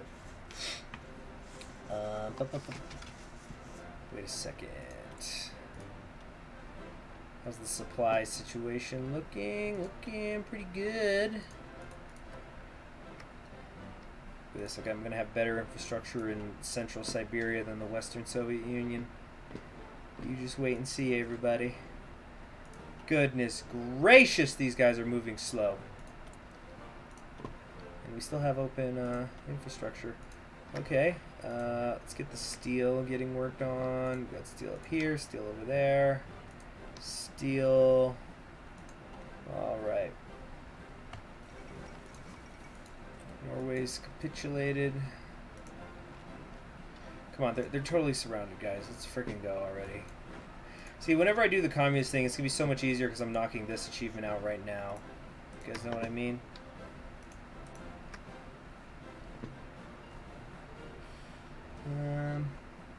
Yeah. Let's go! So freaking slow. Still at only 24%. Now, once these are done, I'm going to bring these guys over here to the west, draw the magic arrow to Warsaw, and just unleash them. Just let them go freaking wild. Afghanistan's on our side, right? Okay, good, so they're helping make the front smaller and stuff. Where are we on the destroyers? Almost done. Almost done! Look at that big, thick China. Big, thick China.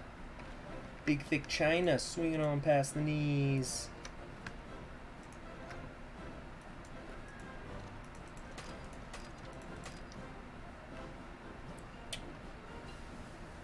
Alright, now we can finally get the last anti-air thing. Alright. Alright, next page. The Castile she claimed the right to owed its name to the castle or castillos that dotted a kingdom carved out over centuries of warfare and conquest of Muslim lands.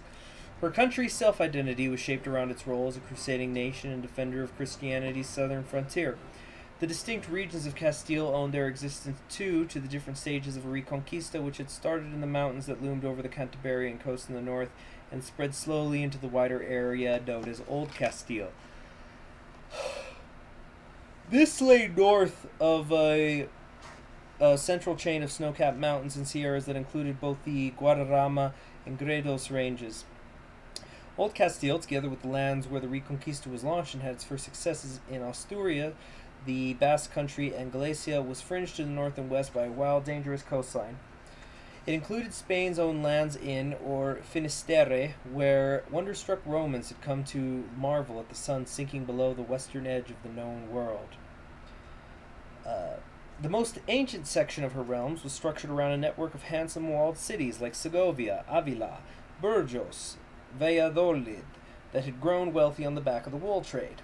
Every autumn, the flocks of sheep trapeze south across the mountains, or over the passes, as Isabella herself put it, to the winter pastures in an area that had become known as New Castile.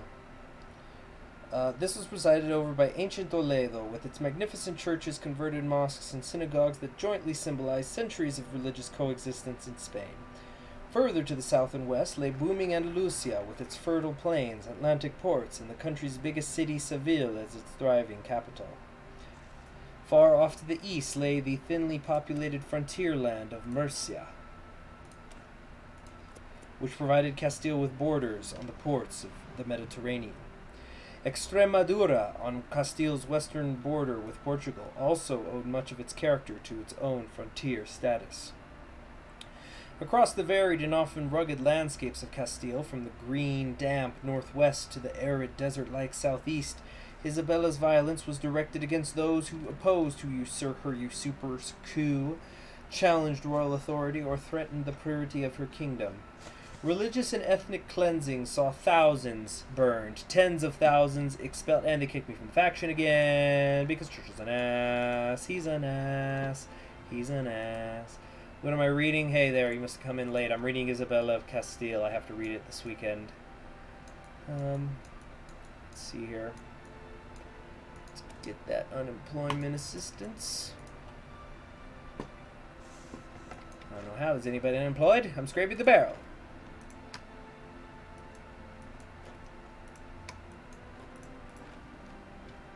Alright, let's bring these guys down here. Am I still at 24%? 25%! Wow! Tutoy 3, you're happy I'm doing this achievement? Yes? Elaborate. Tell me why you love it. Okay, check this out. We are going to delete these. Bring out the comfy chair. Yeah, no kidding.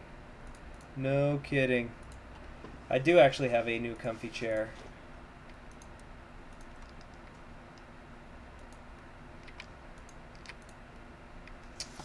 What is this shit happening here? Okay. Let me try. Okay, come over here. And just cycle through all these. There's a pretty decent amount of divisions in there. I don't think there's anybody left in here. Okay, so where was I? Oh yeah, religious and ethnic cleansing saw thousands burned, tens of thousands expelled, and many more forcibly converted to Christianity. Jews and Muslims were erased from the official population of Spain, forcing many to hide their real faith. Her novel, royal-directed state inquisition used flimsy evidence or confessions extracted under torture to burn conversos whose racial impurity was often the only real basis for suspicion about their beliefs. And it was during her... pardon me. Oh, well, surprise, surprise, surprise. Look who wants me to come back. This is not a game, it's a labor. Dude, you are telling me. Do I know who the Carlists are? Yes, I know who the freaking Carlists are. Hold on a sec. I need to concentrate on the game actually here for a second. So we need to take this out. And, these guys are moving in, right? Okay, so we're going to overrun these little areas here.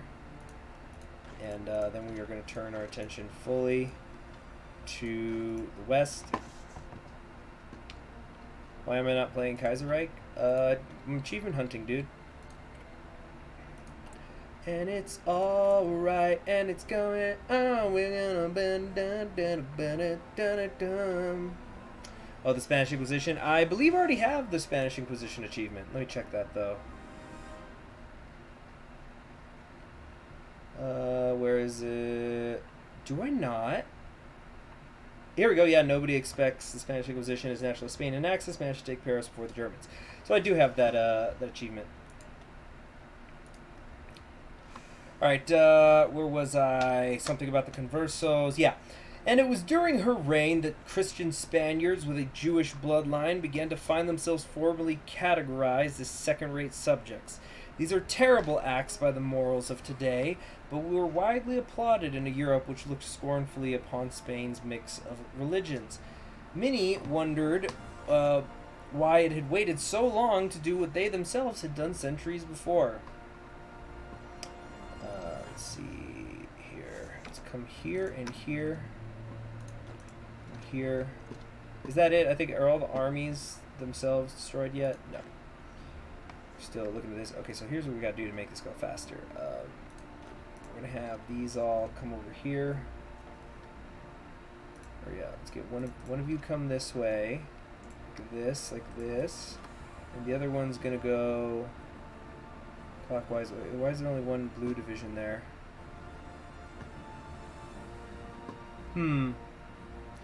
What about EU4? Don't like it. Don't like EU4. Just doesn't click with me.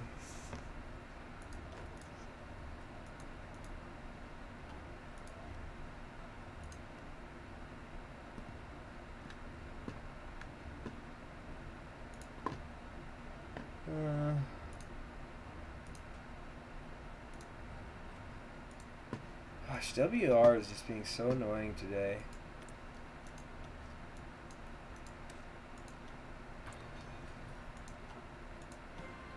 Okay, well, oh, dang it, no. The United States, they keep trying to cripple me, I swear. It's a conspiracy.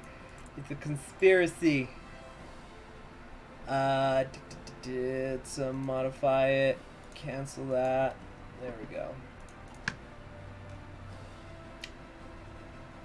What is going on here? Just finish the freaking job already.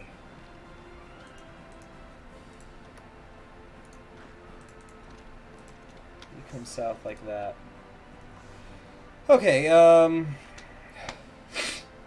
what paragraph? New paragraph. Religious or ethnic cleansing, enslavement, and intolerance were not frowned upon. They could, in fact, be virtuous. Yet, even by the measures of her own era, Isabella seemed severe. Machiavelli himself commented on the pious cruelty practiced in her kingdoms. In public, she perfected a distant form of impassive regality, but behind this lay a woman of intense and stubborn convictions. Only Ferdinand and the handful of stern, austere Christian friars to whom she turned for moral guidance seemed capable of changing her mind. And yet, many people were grateful, for that same single-minded severity brought stability and security to their daily lives, shielding them from the violence of mobs, the greed of the grandees, and the casual cruelty of those who rode roughshod over Castile's laws. Hold on a sec, real quick. Set this shit. This garbage alliance. Churchill keeps... That's it! Okay, cool. We got those all done. Alright. What do you at, bro? What are you at? 29%. Okay, so time to bring Wang to the west. We're getting closer all the time. Getting closer, closer. We're getting closer all the time. We're gonna start heading towards Moscow. And for the Moscow chicks, we are really wunderbar.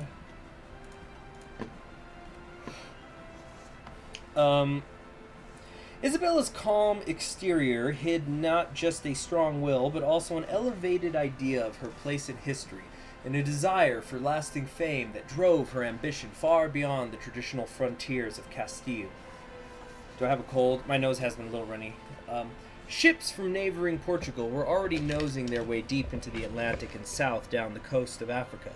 Under her leadership, with the help of a talented and eccentric Genoese sailor Christopher Columbus, Castile would push further and deeper west, discovering an entire new world that wanted glory, power, and gold.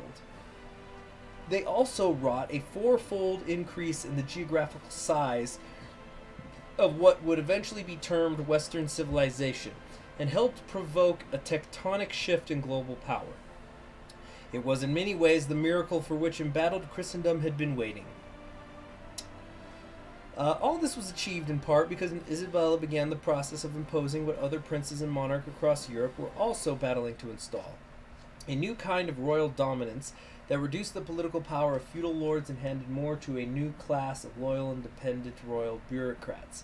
It was a bold, clever transformation, not revolutionary, but still profoundly transformative, and all done by appealing, ironically, to tradition.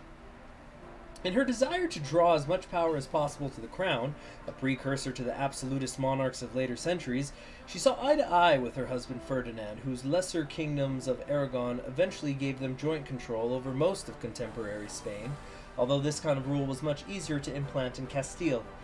Indeed, her greatest political act was to forge an alliance with Ferdinand, which was at once unique and clearly understood by both, though it provoked, and continues to provoke, confusion.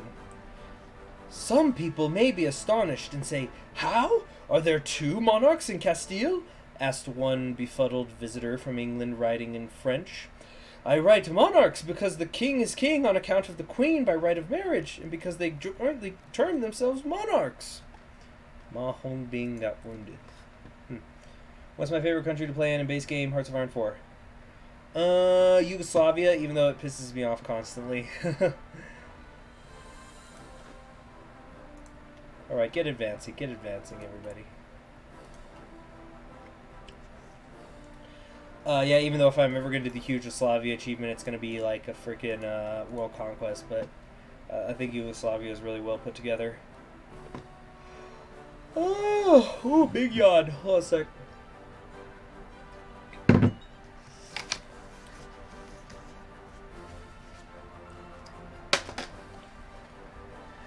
I'll be right back.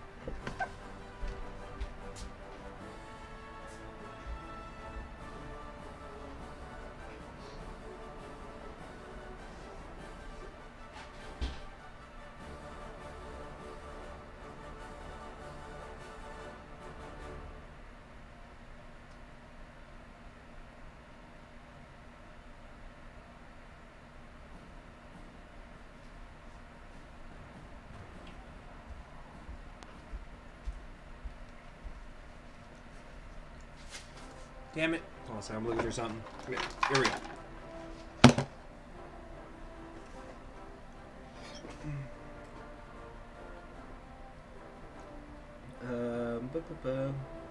It's gonna be a busy weekend. I gotta write a paper.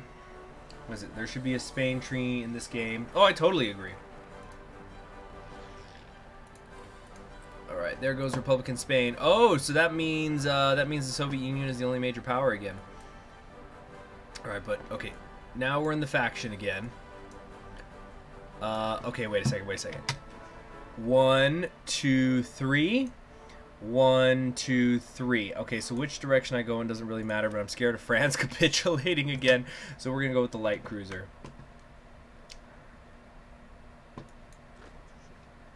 Come on, boys. Let's go. Let's hurry up, shall we? Please. Pretty please. Hurry the freak up. But I totally agree. There should be a Spanish tree in this game. You know, some stuff that's going on during the Civil War. Yeah, for sure.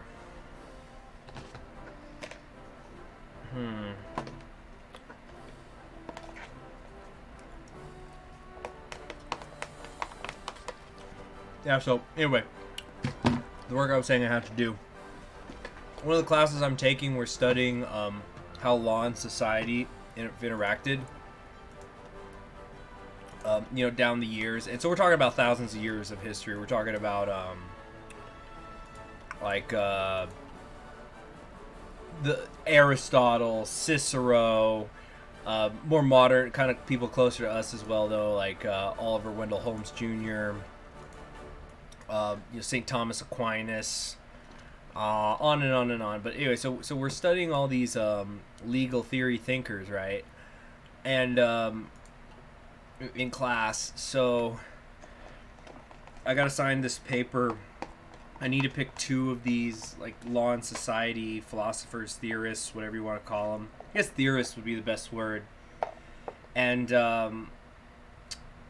like, compare and contrast them. So the ones I think I'm going to do, actually I am going to do it because I already checked out the books from the library for it today. I've already done a little bit of the paper. Oh, that just reminds me, I need to email somebody. So the ones I think I'm going to do are Cicero, who is, of course, you know, famous Roman lawyer and statesman, politician. Actually was consul after Julius Caesar. And I'm going to do Oliver Wendell Holmes Jr. So Oliver Wendell Holmes, he was an American. No, W&R, you're not understanding the concept here. No. We're not, actually, Karl Marx is one of the ones that I could do. But somebody else in class was already going to do Marx, so I didn't want to do Marx also. So, but yeah, Benito Mussolini is not one of the legal theorists we are going over. Like, we're really talking about sociology concepts here.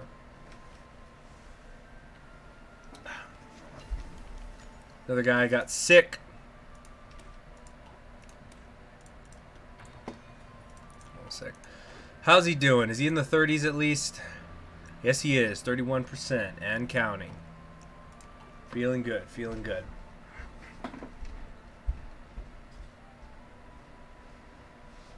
Like here, let me actually try to, because I was writing down a list of ones, I think I do it. Oh, if you think I'm going to talk about modern day socialist movement, you are dead wrong, Dark Mark. See, no, you're not understanding the concept here, W&R. See, I wrote down a list here somewhere, some of the ones we were considering. Yeah, we were thinking like Marx, Lawrence Friedman,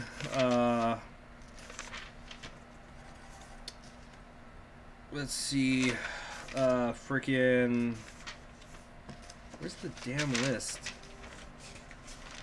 Donald Black, he's a pretty recent dude. He's from the 1970s.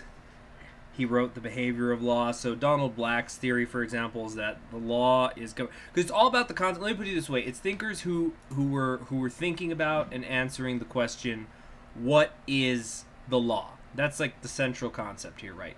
People who thought and talked about what is the law. Okay, do we understand the concept?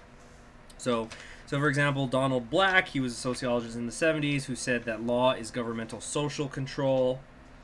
There was H.L.A. Hart, who's from the 1950s. That guy's actually an interesting dude. He was a World War II spy for MI5. Actually, I don't know. He might actually be a minister. No, he wouldn't be a minister in the UK. I think in Kaiserreich he's somewhere. I might be wrong.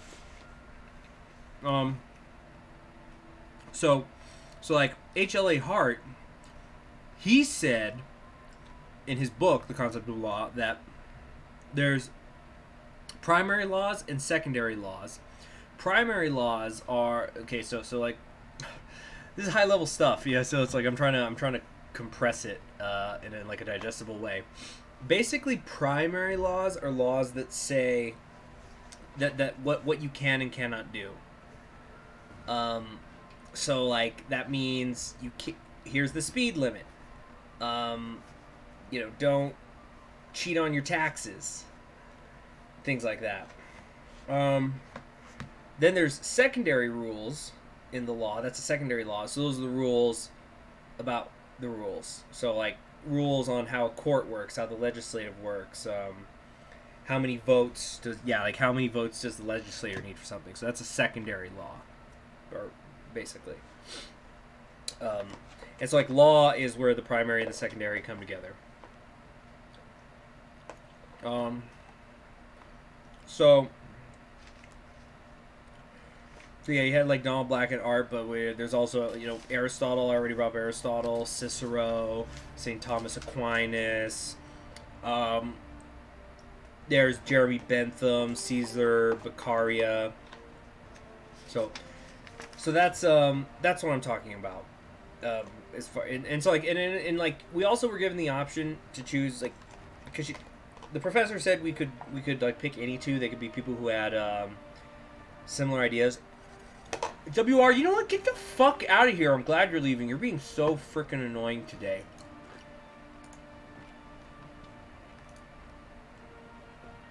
Anyway, sorry for that outburst.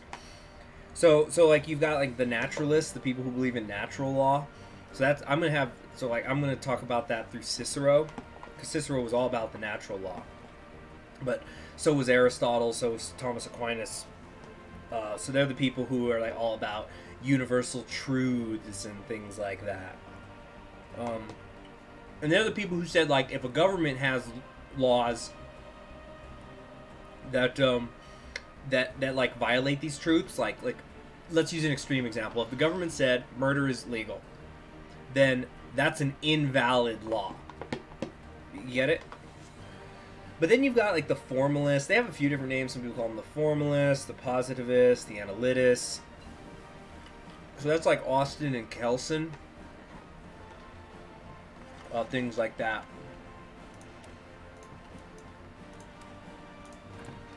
There we go. Ooh, still charging through.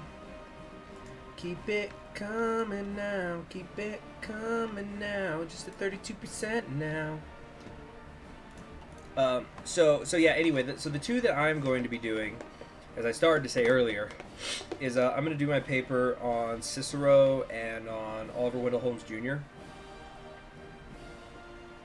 And so, oh yeah, I should probably explain like the formalists. So the formalists are like saying the law is the law, and that's the way it is.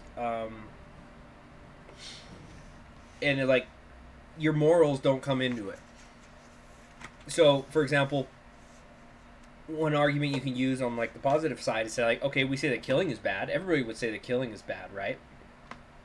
Nobody would say, unless they were completely fucking edgy, would say that murder is not bad. But like an analyticist would say, so your society says killing is wrong, but you have the death penalty. Is that not killing? You know, so that sort of stuff. It's like, well, the law says that enacting the death penalty is not killing, right? It's not illegal. So it's that sort of shit. Oh, damn it, UK! You did it again! No! It was only 8 days away! Shit! Oh, we hate Churchill forever! Ugh. Hate this shit, man. I hate this shit.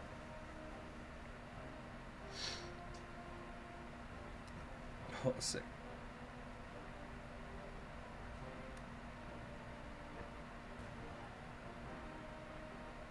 Alright, so anyway, so that's kind of basically what an analyst is. Please feel free to ask questions, guys, as long as there's not dumb ones. Anybody who's ever said there's no such thing as a stupid question never went to my old university. It's not the one I'm at now, but that old one, who gives me the heebie-jeebies just thinking about it. Oh, who threw it? Who did it? Who did it? Who threw the bomb? Western Slovakia. I don't know, it was probably the Allies. It was probably the United States just did that.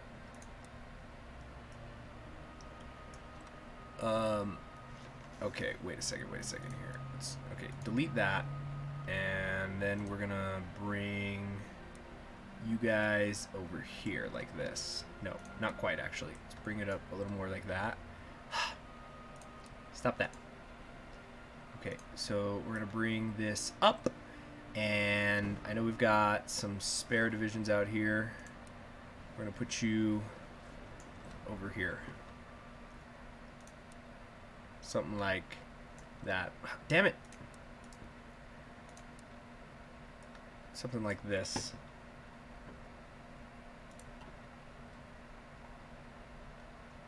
Yeah, so we're still clipping along here. What are the Soviet casualties like now? Like 11 million. Damn, the Ally side has lost 10 million. Where's that coming from?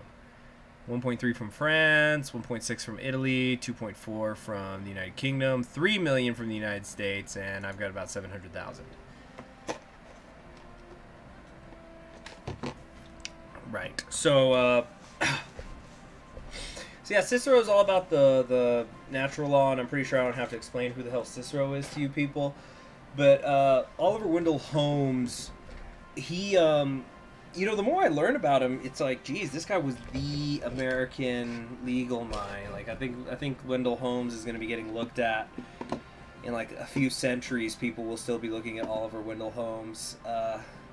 So he was an American born in he was born in like the early 1840s, and he was hold on a second. Wait, no, stop that.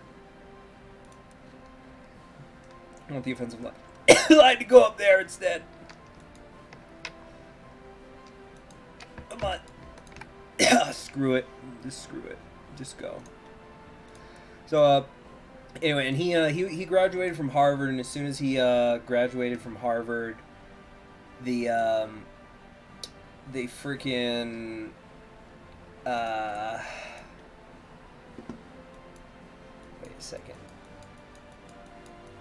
Sherlock Holmes with blind details. No, I'm talking about Oliver Wendell Holmes. Different Holmes. So yeah, he was born in the 1840s, and after he graduated from Harvard, his father was actually kind of famous, interestingly enough.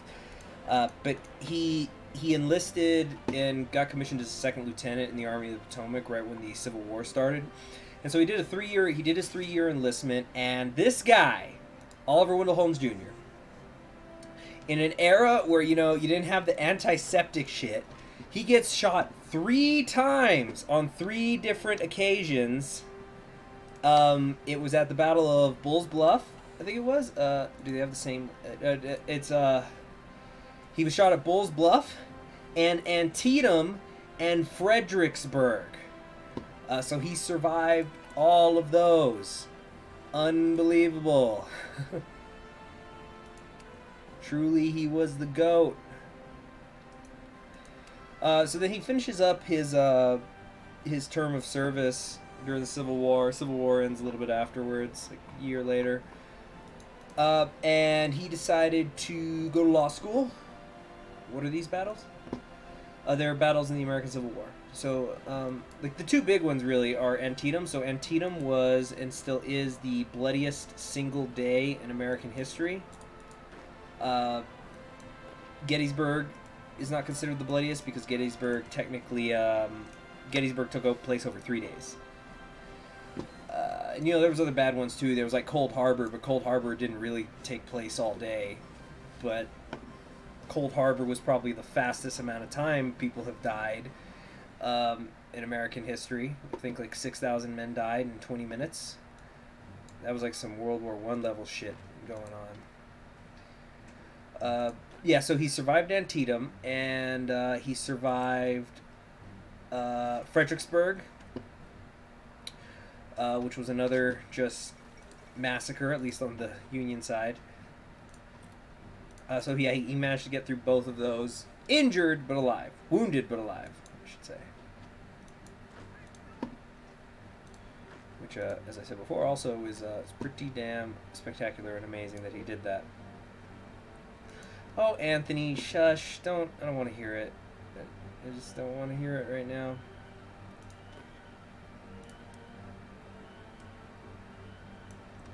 Fuck. Which one's the... There we go. Yeah, I knew we were getting too stretched out.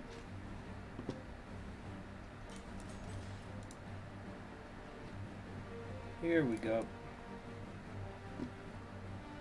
We're getting over the Urals. That's it. Why was he the legal guy, though? Right. Yeah, so thank you for getting me back on topic, Dinos. So basically, Oliver Wendell Holmes, it's because of the legal theories that he had, particularly in regards to... Okay, so he wrote this book called The Common Law, the most famous line of which is, "The path of the law has not been one of logic, but of experience." And so he basically said that the law is a constantly evolving concept. The law today will be different in 1,000 years. We're always trying to make it better. It's almost downright Hegelian. He compares it, I think, to a plant at some point in the book. It's growing, it's developing, it's changing, especially in the United States, because the United States has a common law type system. It got it from, like, pretty much anybody that used to be a colony of the United Kingdom has a common law system instead of a civil law system. So that was the book he wrote. That was in 1881, I think. I don't remember. I might need to double check. I don't think he was teaching at Harvard Law School yet. Probably wasn't. I think he would have still been too young. He still would have been doing private practice. But the next thing was, we're going to come down here, and then he followed it up with an essay that he wrote for the Harvard Law Review, which is called The Path of the Law. And in that, he goes into, he continues to follow up on it. So at this point, he's been continuing to develop the system for 15 years or so. But he's getting into the thing what's common law system? So, okay, short answer, common law system is a system of law that is based on precedence more than it is on, a specifically handwritten code, like the Napoleonic Code or something. That's the shortest possible answer I can give you. So like the United States uses common law, the United Kingdom uses common law, etc., etc. But like France, I think, uses civil law, things like that. Okay, getting back to Oliver Wendell Holmes. So in The Path of Law, he's continuing to talk about, that's where he really starts to get into this concept that morality and the law need to be separated, because he's saying, like, you got to look, there's good people in the world and there's bad people in the world. And bad men, this is the term he uses, bad men don't give a fuck about morality, okay? They care about the consequences if they get caught doing bad things. So he's talking about, like, how do I describe it? It's like, he's saying, like, a bad man doesn't care if it's immoral to steal. He cares about how he'll be punished if he gets caught stealing. So the law needs to be a deterrent in that way. But he also gets into, like, predictive law and stuff. So let's stop getting so bogged down in theory, just so I can talk about some of the some other cool things, like some of the stuff that he's really, really famous for. Damn, look at that big old China. Big old China. It's like, let's fix these splotches so the name looks better. So, Oliver Wendell Holmes eventually gets appointed to the Supreme Court by Theodore Roosevelt, Teddy Roosevelt. So this is in the when did he get actually appointed? I think it was in 1901. I'll have to double check that. Obviously, I'm going to know when I'm doing the paper. But I think it was in 1901. Shit, hold on a sec. Now I'm really thinking about it. When did he get put into the Supreme Court? But yeah, he got nominated and he became an associate justice, and he was an associate justice for ages and ages. For, like, I want to say over 30 years. He was a really healthy dude. You remember, he did serve in the military. He always stayed very active. He he walked to work every single day. He would walk to the Supreme Court. I think it was like 3 miles from where he lived. So he'd walk there and he'd walk back every single day. So he was staying active and stuff. And then he retired. I think he retired when he was like 91 years old. Whoops. Did I lose a division there? No. So he was like 91 years old, and he just thought, you know what, I'm going to retire, enjoy my last years with my wife. So like he just kind of chilled with his wife for the next 3 years of his until he passed away. But he stayed active during that time, so he lived to be, I think, 94. Yeah, I'm pretty sure that's what it was. But when he was on the Supreme Court, he was part of several really influential cases. So, for example, there was, I think it was Shank versus the United States. Now, for those of you who are not American, because I know there's a lot of people who aren't American who watch the channel, the Supreme Court has judicial review in the United States. That was established in the early 1800s, in 1802, basically saying that even if our legislative body, if Congress passed a law, if it's a law that's in violation of the Constitution, the Supreme Court has the authority to rule it as such. Yeah, so they can call a spade a spade. Like, if something's unconstitutional, they can say it is. Hold on a sec. Get back over here. Try to do the light cruiser project. Also, we got some overruns. We're getting closer. 37%. So in Shank versus the United States, this was during World War I, and there was a guy, Shank, who was refusing to be drafted, and he was calling on others to not be drafted either. So the Supreme Court ruled that even though it was his free speech to say, hey, everybody, don't get drafted, like, just refuse to be drafted, he was posing a clear, and here's the quote. This is the famous quote. He is posing a clear and imminent danger. And so the example that they used in the case, because like whenever the Supreme Court makes a ruling, they don't just say, oh, this side won or that side won. They will write something that's called an opinion, and they'll say, depending on if it's unanimous or not, there might be two, but they'll write something and it'll say, like, explaining why they ruled that way. So for example, in the case when gay marriage was legalized in the United States, if you actually read it, most of it's like really any Supreme Court case, a lot of it is kind of boring because it's just going into legal jargon. But like for example, Anthony Kennedy, the Supreme Court justice who's retiring right now, he wrote the opinion that legalized gay marriage, and one of the things that he said was that, like, he was citing all sorts of laws, and one of the things he was citing was that it had already been established that people can get married in the United States even if neither of them were fertile. So, like, there was that precedent that you didn't need to be able to have children to, in order to, shoot, I'm sorry. You didn't need to be able to have children in order to be married in the United States. And, like, that's just one example of the reasons why he legalized gay marriage. Actually, you should read, like, the last couple paragraphs of that opinion. It's very beautiful. He gets, like, a little romantic at the end. So anyway, in the opinion that, he used, that where they said in Schenck versus the United States that, you know, the right to free speech was not, your right to free speech was not protected if you were, posing a clear and present danger to those around you. They said, for example, if you were in a movie theater and you shout fire, that is not protected. The concept being that, like, you know, you shouted fire and there's no fire and then everybody stampedes out and, like, people are going to get killed maybe. So, pretty straightforward, right? Oh, wait, no, this is not an encirclement. Wait a second. Are you guys following what I'm saying? Like, I'm not seeing too much chat in the chat, so I don't know if if I just sound ridiculous or something. I hope that I'm being clear with these concepts. I really do.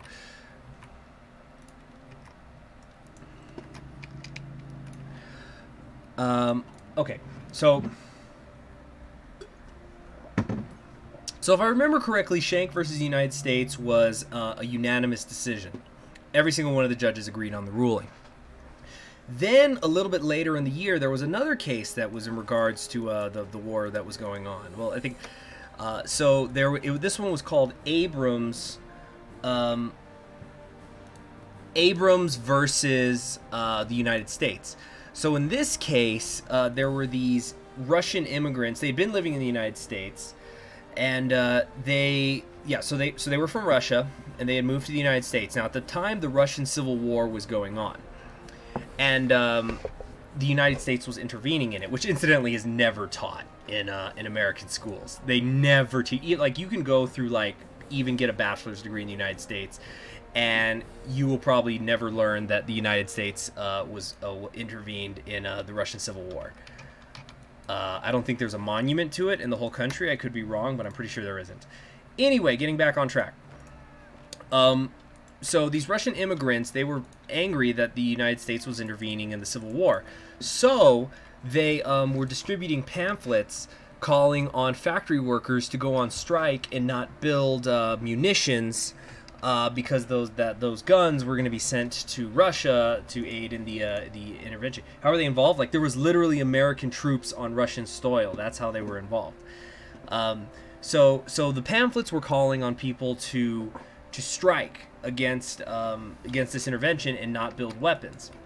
So a lot of people going into this case thought, oh, it's the same concept as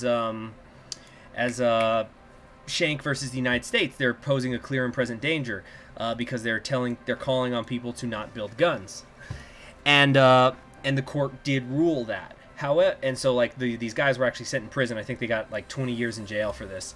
But Holmes dissented. So this is where it gets like a little more complicated for people who don't know the United States system very well. So whenever if a Supreme Court decision is not unanimous, at least one of the judges who disagrees. So, like, let's say like 5 justices said, oh, hey, friggin', I'm trying to think of like a court case. Well, yeah, I'll use the example that the thing that I'm just talking about now is so in Abrams. Hold on a second. I want to get this right. Abrams versus U.S. By the way, there's a great website called oyez.org. It's oyez.org. It's fantastic if you're ever just a little bit curious on how this works. You can just go to that site and look up different cases. It's really well put together. It'll give you like basics on it, but it'll also tell you, hey, it's Christmas 1945. It'll tell you like who the attorneys were, when was it argued, when was it decided, and you can actually view the case, and it'll link you to the SupremeCourtJustica.com, and you can actually read like the majority and dissenting opinions. So where was I? I was saying, what was I saying about the? Yeah, so whenever so in the case of Abrams versus the United States, the vote was 6-3, convicting these guys, so they went to prison. Yeah, there's right now 9 Supreme Justices on the Supreme Court. I think there's been 9 since the post-Civil War era. It's fluctuated over the years. Sometimes there's been 5, there's been 6, there's been 8. Yeah, I guess, yeah, technically right now at this instant there are there's 8 because Kennedy resigned. So technically we only have 8 Supreme Justices in the United States right now. So anyway, so the because it was not a unanimous vote, the Abrams versus United States one, where like the central concept was, do the amendments to the Espionage Act or the application of those amendments in this case violate the free speech clause of the First Amendment? And 7 of the judges said yes, it did. I'm sorry, I said 6-3. It was 7-2. 7 of them said yes because they felt it was pretty much the same case as the Schenck one they just heard a few months earlier. But Holmes and Brandeis disagreed. And that's kind of like how the Supreme Court went in those days, is that Holmes and Brandeis were very much at odds with the other 7. In fact, Holmes kind of got the nickname the Great Dissenter because he just always seemed to disagree with the majority of the court. I don't know what the actual stats are on that, but it seemed like he disagreed with them a lot. So then because he was dissenting, he wrote a dissenting opinion. Now, dissenting opinions are very important in the history of the Supreme Court because they are often referred to later, and I'm talking not just years later, we're talking decades later. A dissenting opinion could be cited, and like a Supreme Court might eventually say, you know what, those guys were right at the time, and like the legal arguments they made were correct, and the Supreme Court of that era was wrong, and so we're going to change it back. So like they become very good, they become very important like pieces of precedent. Okay, so Holmes's dissent, because everybody was like confused, because like, Holmes, you already said that there was a clear and present danger, right, in the Schenck versus United States case, but in the Abrams versus United States case you said that there wasn't. So he basically felt these people are being persecuted because they are being considered to be socialists because they're calling for a strike. But all they're doing is expressing their opinions. They're expressing their opinion that they feel that this is wrong, and it shouldn't be done this way. And that's basically all that's happening. So, wait, let me close this gap so I can move some more soldiers west. So he writes a dissenting opinion, and I've pulled it up here in one of the monitors. I'll actually read you some of this dissenting opinion because I think you guys will find it interesting. Where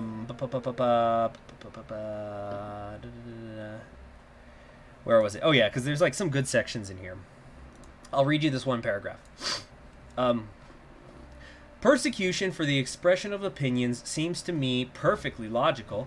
If you have no doubt of your premises or your power or want a certain result with all your heart, you naturally express your wishes in law and sweep away all opposition. So basically he's saying, sure, let's put people in jail for saying things we don't agree with. Then everybody will agree with us, right? Makes perfect sense. So he's of course being sarcastic.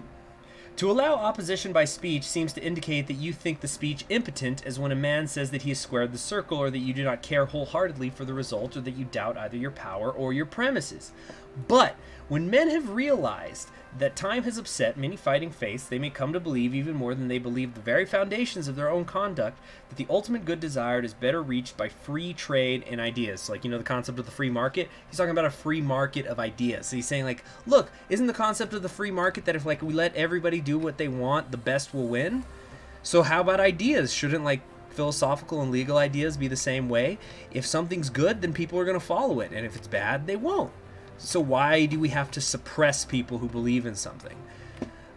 Since people will just naturally decide for themselves. Anyway, continuing that sentence. That the best test of truth is the power of the thought to get itself accepted in the competition of the market. And that truth is the only ground upon which their wishes safely can be carried out. That, at any rate, is the theory of our Constitution. It is an experiment, as all life is an experiment. So he's saying, you know, freedom of speech, you should be able to, you know, yeah, exactly. You should have a, yeah, exactly. Now you're getting it. Like, so somebody is going to protest against you. You know, yeah, I know the front line's looking undermanned. That's why I'm moving these people over right now. It's all right. So you got all these Eastern troops that aren't doing anything. Wow, look at that thick ass at Afghanistan. Uh-oh. Uh-oh. Uh-oh. Got a cut off here. So yeah, let me just finish reading this thing. So picking it up from, that is the theory of our Constitution is an experiment, as all life is an experiment. Every year, if not every day, we have to wager our salvation upon some prophecy based upon imperfect knowledge. While that experiment is part of our system, I think that we should be eternally vigilant against attempts to check the expression of opinions that we loathe and believe to be fraught with death, unless they so imminently threaten immediate interference with the lawful and pressing purposes of the law. Then an immediate check is required to save the country. I wholly disagree with the argument of the government that the First Amendment left the common law as to seditious libel in force. History seems to me against the notion. I had conceived that the United States, through its many years, had shown its repentance for the Sedition Act of 1798 by repaying fines that it has imposed. Only the emergency that makes it immediately dangerous to leave the correction of evil consuls to time warrants making any exception to the sweeping command, quote, Congress shall make no law abridging the freedom of speech, unquote. Of course, I am speaking only of expressions of opinion and exhortations, which were all that were uttered here, but I regret that I cannot put into more impressive words my belief in their conviction upon this indictment. The defendants were deprived of their rights under the Constitution of the United States. Mr. Justice Brandeis concurs with the foregoing opinion. So, to sum that paragraph up, that's the concluding paragraph. Do they really defend their civil rights according to the law of the market? No, that's not what he's saying. I was like, he's using it as a metaphor. But I guess you could, anyway. And I think that you're misunderstanding it as well.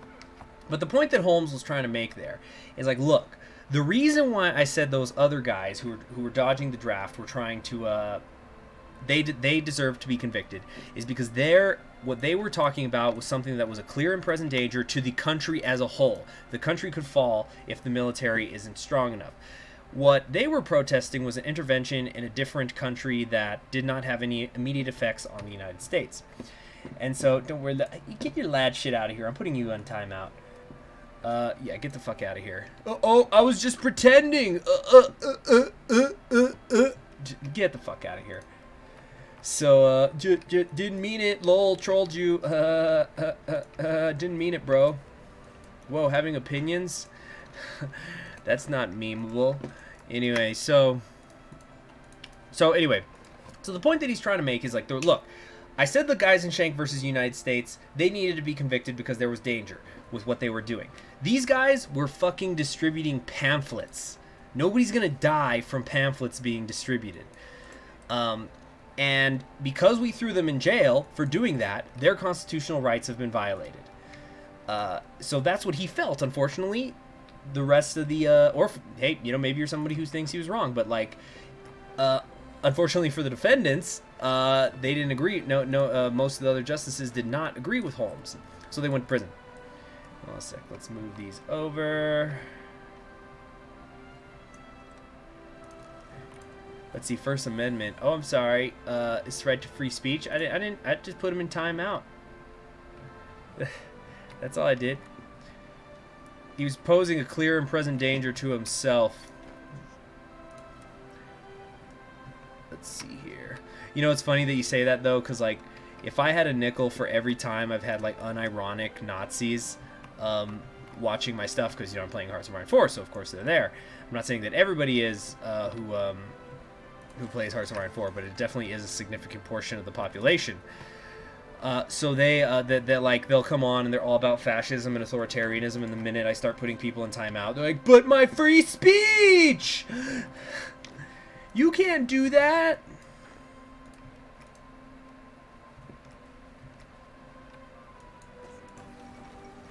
Let's see, exerting influence in Turkey. How far is he? Is he at least at 50%, for fuck's sake? 49. We got a nice encirclement here, though. And they kick us from fashion. You sons of bitches. Damn you, Churchill. Damn you forever.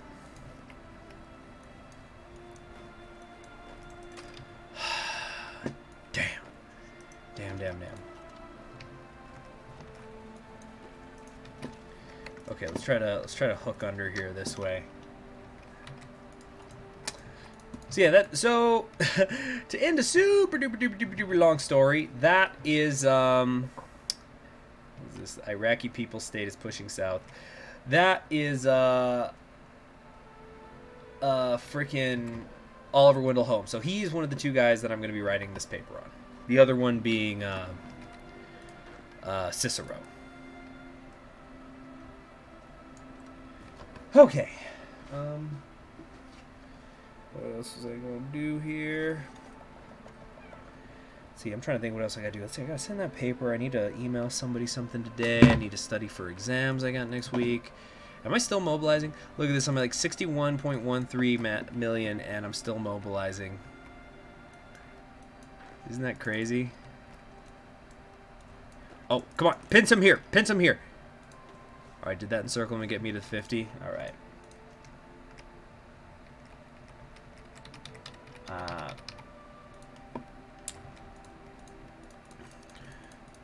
Also, that so my Supreme Court biography, like the guys were the one where I was doing biographies on 4 members of the Supreme Courts. I turned that in this week. Haven't got it back, of course. I only turned it in on Wednesday. So I'm hoping on Monday the professor will have spent the weekend grading it, and I'll find out how I did. I feel pretty good about it because today we were going over some specific Supreme Court justices, and she brought up Samuel Chase, who was one of the ones that I did my biographies on.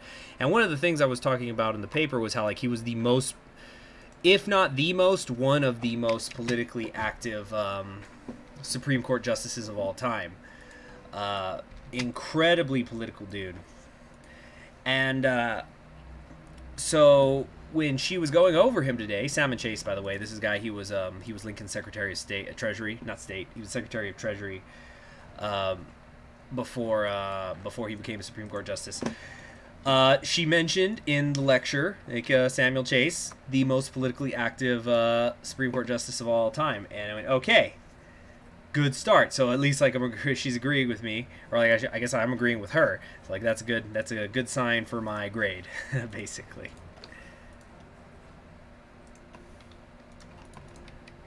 All right, come on, guys, come on. You've got to keep moving! All right, cool. Front lines are linked up again.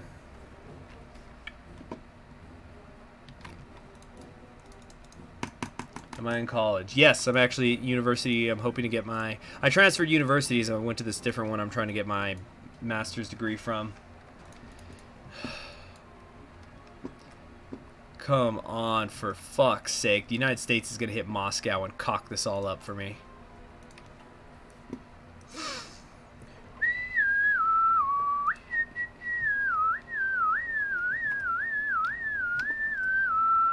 Let's see how it's looking these days. Yeah, Comintern's getting pretty squished, though they kind of have this outlet in Africa. That's a little weird. Come on, come on. Get him here to Krasnodar. You need to activate all your generals. Only one is activated. I'm going for Sun Tzu Reborn, Dino!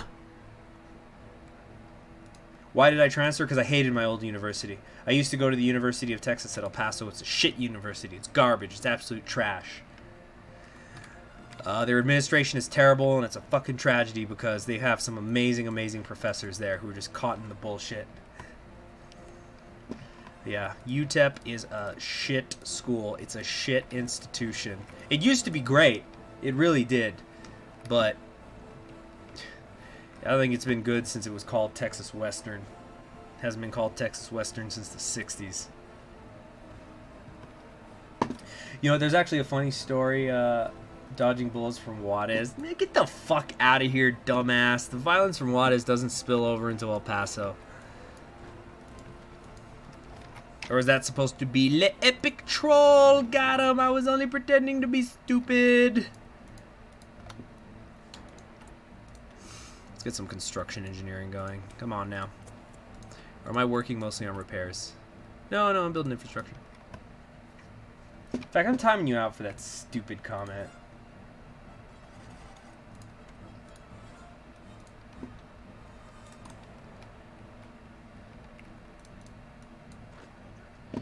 Come on, can we go? Force attack. Oh, he's sick right now. Does he get experience while he's sick? Well, I guess so. All right.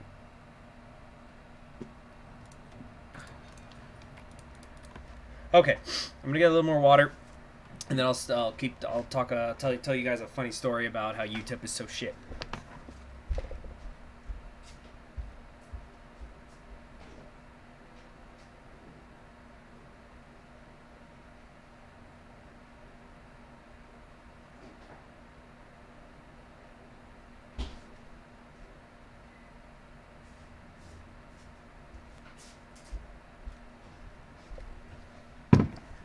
Okay, I'm back.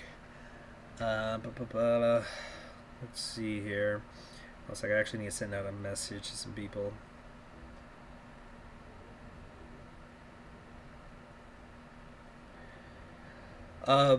So there is a oh shoot, I got encircled. It's fine. Okay. They're never gonna fix the front lines in this game, I swear. Oh, I'm way too overstretched. Let's do something like that.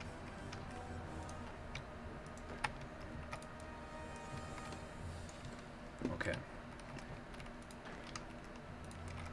Let's do that for now. Okay, go.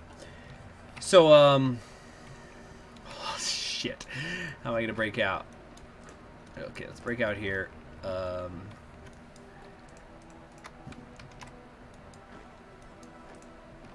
Okay, I think we're good. Oh yeah, the Soviets are gonna encircle my whole army. Shush. Just shush. Anyway, so UTEP is in Texas, of course, University of Texas in El Paso. So they had a little bit of a problem with black people back in the day. You know, the KKK was definitely active in El Paso. Jeez, they used to run the frickin' school boards. Anyway, I'm trying to remember her name. It wasn't Barbara Jordan, because Barbara Jordan was the congresswoman, the first black congresswoman in American history, but, let's see, I'm trying to remember her name.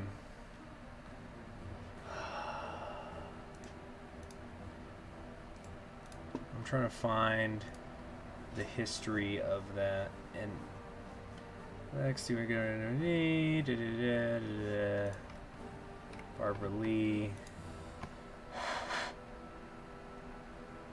Yeah, here we go. So, wait a minute. So, here's a funny thing. I'm sure some of you have heard about Brown versus the Board of Education. For those of you who don't know, I have to, again, explain some United States history for you. So the United States used to have a concept called segregation, which was established by Plessy versus Ferguson, another Supreme Court case, incidentally. And this case said that segregation was going to be legal in the United States, that white people and black people would have separate facilities, and the concept was supposed to be that they would be separate but equal. So that means Black people had their own drinking fountain. They had their own bathrooms. Like, and that makes it sound like they had their own special one. No, no, no. It's like if you were black, you could only go to that drinking fountain. You can only go to certain schools. Schools is like the big deal here. Things like that. So, so in 1954, segregation has been on the books for like practically 100 years. Not 100 years, but yeah, it's like Jim Crow laws and stuff. Oh,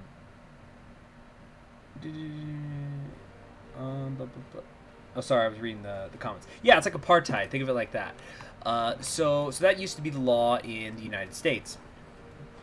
And so the NAACP, the National, basically it's like the Association of Colored People in the United States, and that was their term, so I'm not being racist. It said that's what they were called, Association of Colored People. So they were looking for cases that they could potentially take to the Supreme Court to try to retry the segregation ruling. Now, in UTEP, there was a woman who was named, pardon me, in El Paso, there was this woman called Thelma White. Funnily enough, her last name was White. But so she was the valedictorian at the Douglas High School, which was the black high school in UTEP. So she was the top of her class, so she was definitely qualified to go to college. She tried to get into UTEP. UTEP said no. So she ended up working with the, at the time it wasn't called UTEP, at the time it was called Texas Western College. And so this was the plan from day one. You see, they don't talk about this at UTEP. At UTEP, they just say, Thelma White was the first black student accepted into a Texas college. Like, we have that. That's our source of pride. But, like, now, I'm going to say the true story here. So, Thelma White, she wants to go apply for the Texas Western College. She goes with representatives of the NAACP to the campus because her mail-in application gets denied. And she appeals it, and she's like, I should be admitted, like, because there was nothing that disqualified her. There was no reason she should not have been admitted when other people were getting admitted who were less qualified. So, this leads to them filing suit in the federal district court, and they charge Texas Western, the president of Texas Western, and the University of Texas system for denying her equal rights under the United States Constitution. So, in July of 18, the court ends up ruling in favor of Thelma White, and all the Texas schools had to desegregate. So, in the entire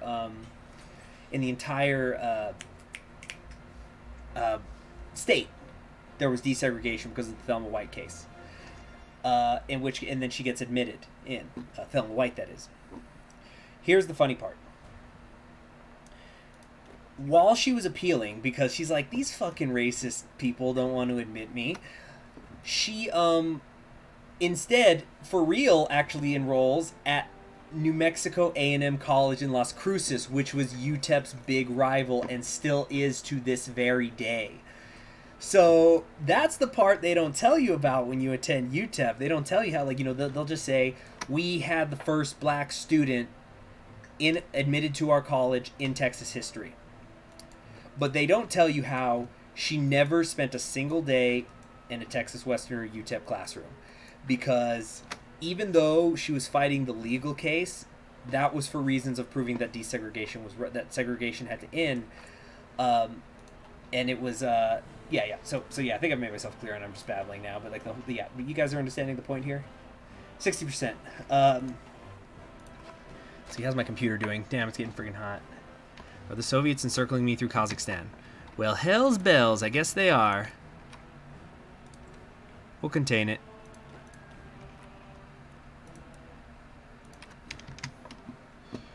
There we go. Wait a second. Why aren't these guys moving? Or are they moving? What's going on here? Unit is exiled. So that's just one of the examples of how UTEP is shit. It's a shit school. And I know that's something that happened like 60 years ago. But they're still just a shit school. False narratives of prosperity and whatnot. and hithertos and y4s. Is Turkey, Turkey's neutral, you say? Yeah, I've split the common turn in half. Oh, I'm so scared though that Moscow's gonna fall before I can get this Sun Tzu shit happening. Yeah. So short story is, yeah, college. Yeah, they said like, so UTEP. If you talk to them about it today, they'll say like, we had the first black woman or black person period in a Texas college. That's our claim to fame. But they won't tell you that they had denied her, and it became a court case, and she didn't want to go to no racist school anyway, so she ends up attending their rival. Now, I am particularly fond of this story because that's exactly what I did. I also, when I transferred, went to it's not called the Texas A&M. I mean, it's not called the New Mexico A&M College anymore. Now it's called NMSU. But that's what I did. I transferred to there because it's so much better than UTEP. It really is. Which party pushed for segregation? No. These weren't parties. This was a court case. This was a court case before the Supreme Court. Or, well, actually, the Texas one didn't go to the Supreme Court, but the later on Brown versus Board of Education did. And so then that gets into, and actually it's kind of something that's really cool is the lawyer for the NAACP who was fighting for the end of segregation was Thurgood Marshall, who would himself, I think, let's see, Brown versus Board of Education was, I think, in 1954. 13 years later, he becomes the first black man to be on the Supreme Court. Yes, the Frontline game in the system is indeed shit. Okay, cool. So we did that encirclement out there. What did that do for me? 63%.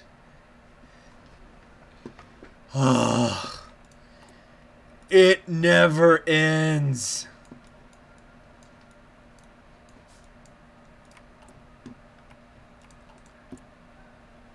Hey, Truman's in charge. How did the world tension I've generated go up? Damn.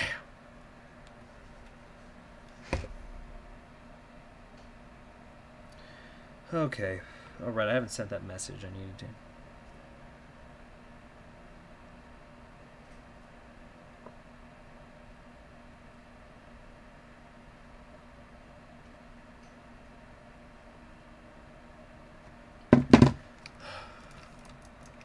This achievement, all to be part of the 0.2%. Gonna set my computer. It's gonna set my computer on fire. Look at this. I've turned down. I would say I have a better than average computer. You know, a gaming computer. It's pretty sweet. I kept it budget. I didn't get too crazy. But I feel it's pretty good. And this is so friggin' slow. We gotta deal with these BS front lines all the time.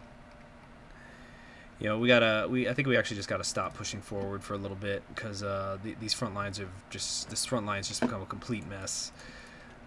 So check this out. We're gonna do this, and no, you all are actually gonna come over here.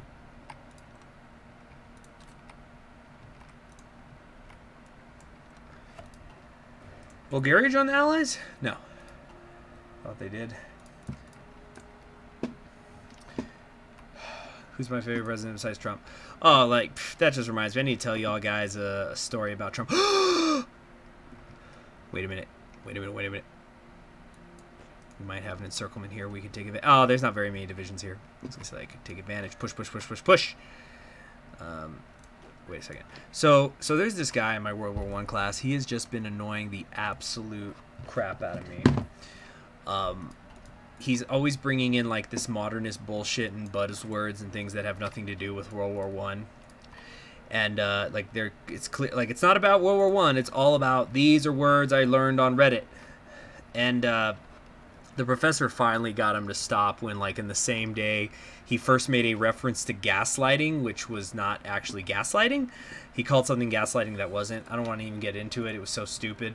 But then he later on, we were talking about the home front of World War I and, like, the people who were working in the factories. So women, teenagers, wounded soldiers, men who were not draft eligible, and he goes, they all had bone spurs, I guess. All right, and just, God, and then the professor just got him to shut up, because it's like, geez, it's like Trump is just so rent free in people's heads. I'm not gonna say if I like him or not. I'm just saying that there are a lot of people in this country who, and it tends to be the people who hate him, who cannot stop thinking about him, cannot stop talking about him. It's just relentless. Like, and it just seems, at least from the outside, it seems like it consumes every hour of their day. All right. And those people just really annoy me, because it's like, find something else, find something to do with your life, guy. Yes. Well, he is our president. I'm not saying I like him or not, and I'm not saying he's not the president. Obviously, he's the president. I'm just saying, like, you don't need to be thinking about the president every hour of every day. There are other things you could be doing in your lives. You know, just read a book, have a job.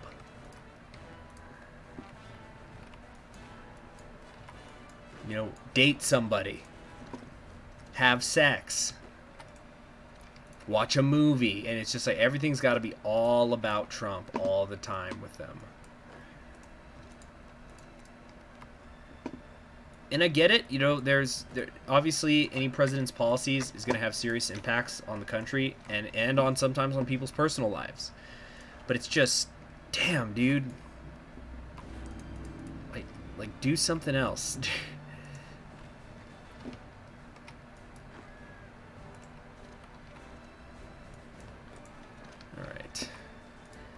Oh, where's he at? I think I'm gonna be calling it here, guys, soon.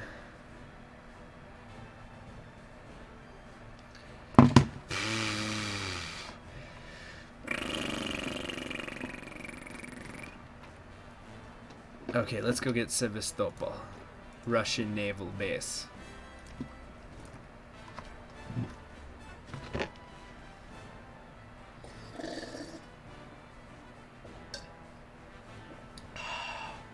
This has been such a long stream. I'm trying to think who I can declare on. I think if I don't,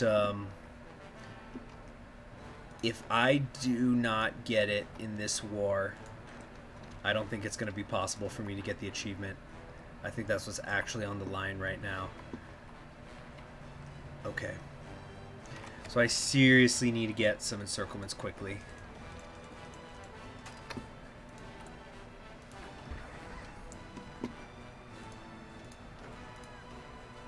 Alright, we need to find some... There, get a 30th guy for him.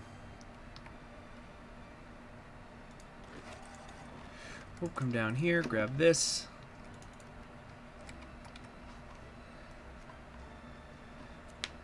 Ah. There's a term for it, Trump derangement syndrome. It's not real. Is that real? I haven't heard of that. You made that up. Trump derangement syndrome. But yeah, that's what it... Then again, I could believe somebody has termed it that. You know what I bet? That's probably not anything clinical. Probably just some journalist came up with that term. No, it's called Trump hysteria or something like that. Yeah, well, yeah, hysteria and derangement might be the correct words. Yeah, there's just some people, like, I just wonder how they exist. They're just going around all day, apparently obsessed with him.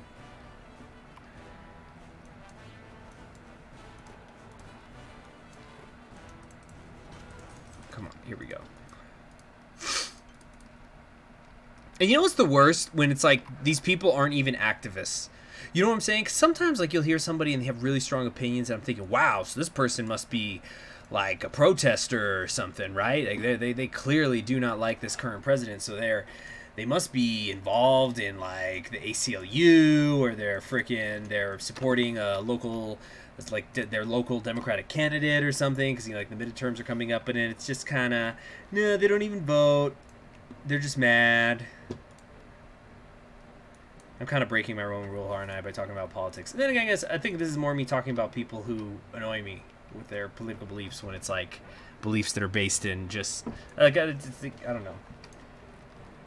Yeah, I don't think they're happy people. Yeah. Anyway, let me change the subject. Let me find something else to do.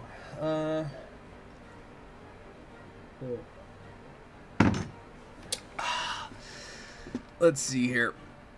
Come on. Oh, what's happening?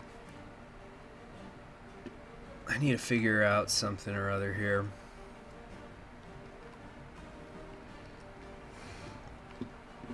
Yeah, exactly. The I hate politician thing. You know, it's like, okay, like, so for example, so I'm going to school in New Mexico, but I'm actually living in Texas. Like, that's where I'm registered to vote. So right now we've got this senatorial race going on between Ted Cruz. He was one of the Republican presidential candidates back in 2016. And he also is a senator for Texas, one of them. And so a guy who's actually from my hometown, Beto O'Rourke, is running for Senate in opposition for him. So he's running against Ted Cruz. Like, he's already won the primary, and they're going head-to-head. And so, look, it's Texas. It's a red state. I'm not saying if I'm red or I'm blue or purple or yellow or anything. But it's really hard for a Democrat to win statewide office here. I think the last time there was a Democratic governor in this state, it's because the Republican candidate made a joke that women should just enjoy being raped if it's happening to them. So, you know, that obviously killed his candidacy. Although, who knows, maybe that wouldn't even do it today. Anyway, but I digress. So, you've probably been hearing about Beto O'Rourke a lot lately, because a few weeks ago, this video of a speech he did went viral, where he was talking about NFL players kneeling at football games, and his response to it, and it went viral. And so then, like, you had all these celebrities who started to endorse Beto O'Rourke. So you've got those celebrities. I know it's like, but like, you know, that's something. He's getting attention now nationwide. So like, I'm trying to remember. It was like Ellen DeGeneres, LeBron James, just tons and tons of like these famous people. So so what ended up happening was, so now he's getting all this mainstream attention, like, and what I've been noticing on the internet whenever I look up what's going on, like how, because I'm just curious, I like to see how people are reacting to the campaign. I did study political science, so elections are always, or not always, but usually pretty interesting, and especially this one. And so, like, here's the thing though, there is this narrative being established over the last like 2 weeks saying that Ted Cruz and Beto O'Rourke are in a dead heat. They are neck and neck according to the polls, which would be freaking incredible, right? Like, oh my God, a Democrat running for statewide office is neck and neck with a sitting Republican senator.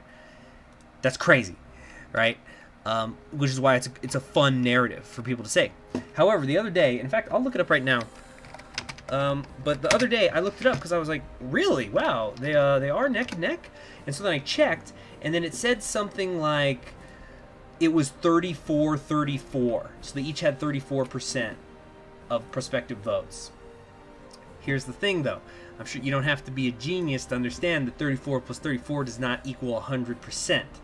So, a lot of people are still undecided. And let me tell you a secret about Texas. I've lived here almost my whole life.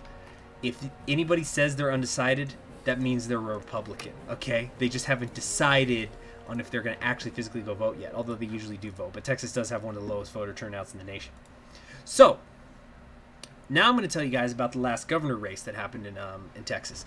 It was Now, I don't know if you guys are old enough to remember this, or if you're like maybe we're old enough but you just weren't following it, but last time there was a race for governor, the current governor, the one who ended up winning, Greg Abbott, was going up against a woman called Wendy Davis.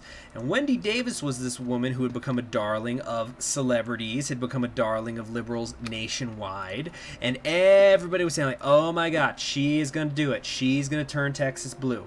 And which was ridiculous, by the way, because there's actually this like liberal organization that's called Battleground Texas, and their whole mission is to turn Texas Democratic, and they were founded in I think 2010. I want to say it was 2010 they were founded, and they have never given an estimate for Texas going blue earlier than like 2022. And so this was in 2012. So like when you have people whose entire lives are like their whole work career is dedicated to turning a state blue, and they're telling you that it's not going to happen for another 10 years, it's not looking too good. I don't care what the nation thinks. Like, it's just one of those things like, okay, Californians love Beto O'Rourke. That's nice, I guess, but they're not legally able to give him a single fucking vote, which is something I think people forget. So, so this is just giving context. So she ends up getting fucking shellacked. I think she like barely got over 30% of the vote. Oh, did Romania go Democratic? No, they're in the Comintern. What? Okay, that's a little weird. Wait a minute. Oh, yes. Wait a second. I should go for a Balkan encirclement. Alright, check this out. Where's the other front line? Let's put you here. Like so. So, what I'm saying is, we don't know how this race is going to go between Beto and Ted Cruz. If Beto wins, it's going to be an amazing upset, and it's probably something that's going to maybe not be like long-term political history, but it's going to be something people are going to talk about for a very long time. So, here's the thing, though. If Ted Cruz wins, I already know it. On the internet, you're going to see people screaming and crying and hollering, like, oh my god, why didn't Texas get... Like, I'm already seeing shit, I swear to god, I'm not fucking lying when I say this, because people just, like, I don't know if it's because the social media, if it's, like, you know, the so-called Vine generation, or I don't know what the heck it's called, but, like, for some reason, people's short attention spans is just getting out of control, because, like, everybody wants that instant gratification. Super fast. And I've literally seen multiple times people saying Beto O'Rourke, a senatorial candidate for Texas who has never held a statewide office, they are already saying he is the front runner for the 2020 Democratic nominee for president. What the fuck? Absolutely crazy. And especially for me, because like Beto O'Rourke's from my hometown. I used to live in his district when he was on the city council, and like then he eventually became the congressman. So like I've been living under the policies of Beto O'Rourke for almost my whole life, and he has promised that he is going to fulfill his entire senatorial term. And whether you agree with his policies or not, whenever he has made a promise regarding his own terms, his personal terms, he sticks to them. Like he self-imposed term limits on himself when he ran for Congress, which is why he's running for senator now, because he ran out of his self-imposed term limits for congressman. He could have been congressman for the rest of his freaking life. And he chose to walk away because he said, I was only going to do, I think he said 3 terms. I'm going to do 3 terms at most. That's it. No more. Or was it 4? I think it might have been 4. But, oh wait, yeah, I was supposed to be going for the Balkan encirclement. Whoops. Wait. Shit. Fuck. But yeah, I can already see it happening. Like, so, let's say he loses to Ted Cruz, which is a safe bet. Okay? It's not crazy to say that. Let's say he loses. I can already hear it. People are going to be on the internet, whining, crying, complaining. What is wrong with Texas? Why did you... No! The epic Zodiac killer is senator now. No! Yeah, just... And, like, because that's another thing. Like, nobody ever... Like, this nationwide attention, nobody's talking about Beto O'Rourke's policies. He's got some strong opinions on a lot of things. He's got opinions on immigration. He's, you know, he's for single payer health care, which in Texas, that's a really strong position to take when you're trying to win statewide office in Texas. A lot of things like that, but you know what? Nobody's talking about policies. They're talking about, and I'm talking about, they're not talking about policies whether they love or hate them. By which I mean, so like you have people who are liberally minded, and like, are they talking about how he's for single payer health care, which is something which a lot of liberals want? No, they're talking about, dude, it's so cool. He used to be in a punk rock band. And I'd say they were a little more hardcore than punk rock. Actually, my cousin used to run in that scene. But, and then the people who hate him, they're talking about, hey, look at this picture of him wearing a dress. Wow, do you want this person to be senator? And it's like, none of this shit has to do with policy. Fuck. He's definitely an interesting guy. An extremely bipartisan one, too, I think, by any definition of the word. Because you've got... because he was a congressman for El Paso, but not for all of El Paso. El Paso has 2 congressmen, and the east side one usually is Republican. And so they always have to work together constantly, and they're actually close friends.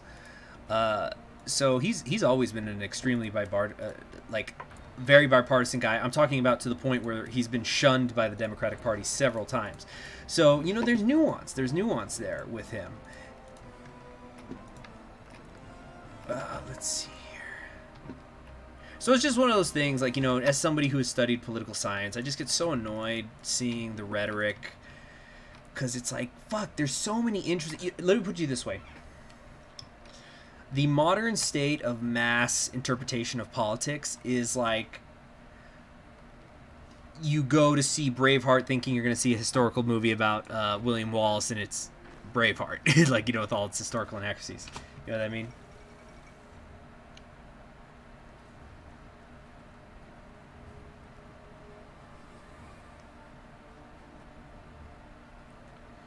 Let's see how...